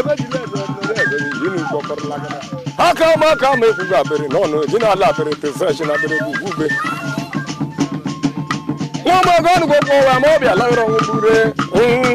Nsi jo le woro pata ya se onya ga ijole ya la. Bibia na go onya ga gba pa gbogbo. Onya la re na pada to ma no fo goro bere gele. Ano ma no bo na chi me kiri be na nya. Wo go da ga lo ni go da ga lo sal go ni da mo nye je gele. From the eastern part of our country, Nigeria, I sure do know you had an exciting time today watching Obolo Masquerade dance. Yes, colorful display and energetic display, I must tell you. So we'll be seeing you again next week for another exciting time on Heritage. Taking you around the world, taking you around Nigeria is what we know how to do best. Till then, do have yourself a blessed day. Bye for now.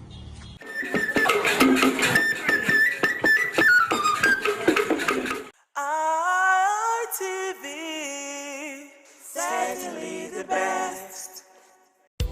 The threat of global warming is real. You have seen the destruction of lives and property as a result of incessant flooding. Make the environment a conducive place for all to live in. Stop polluting the environment. Protect the environment today. This message is brought to you courtesy Independent Television and Radio.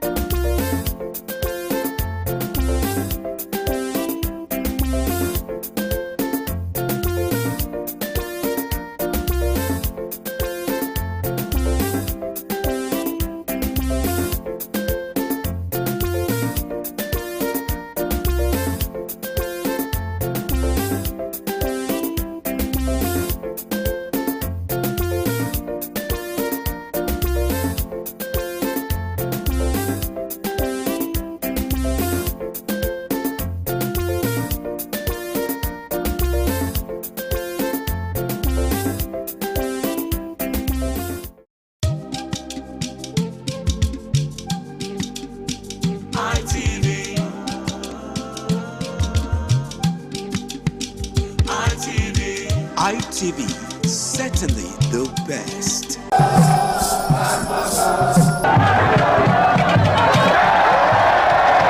Some days, there comes the Uge Mobo Festival, which the Oba celebrates outside the palace gate. A pavilion is built of red cloth where rites are performed to drive away all evil spirits still unsatisfied by the year's sacrifices. The Mobo Festival is to commemorate an event in Benin history which dates back to 1504 AD.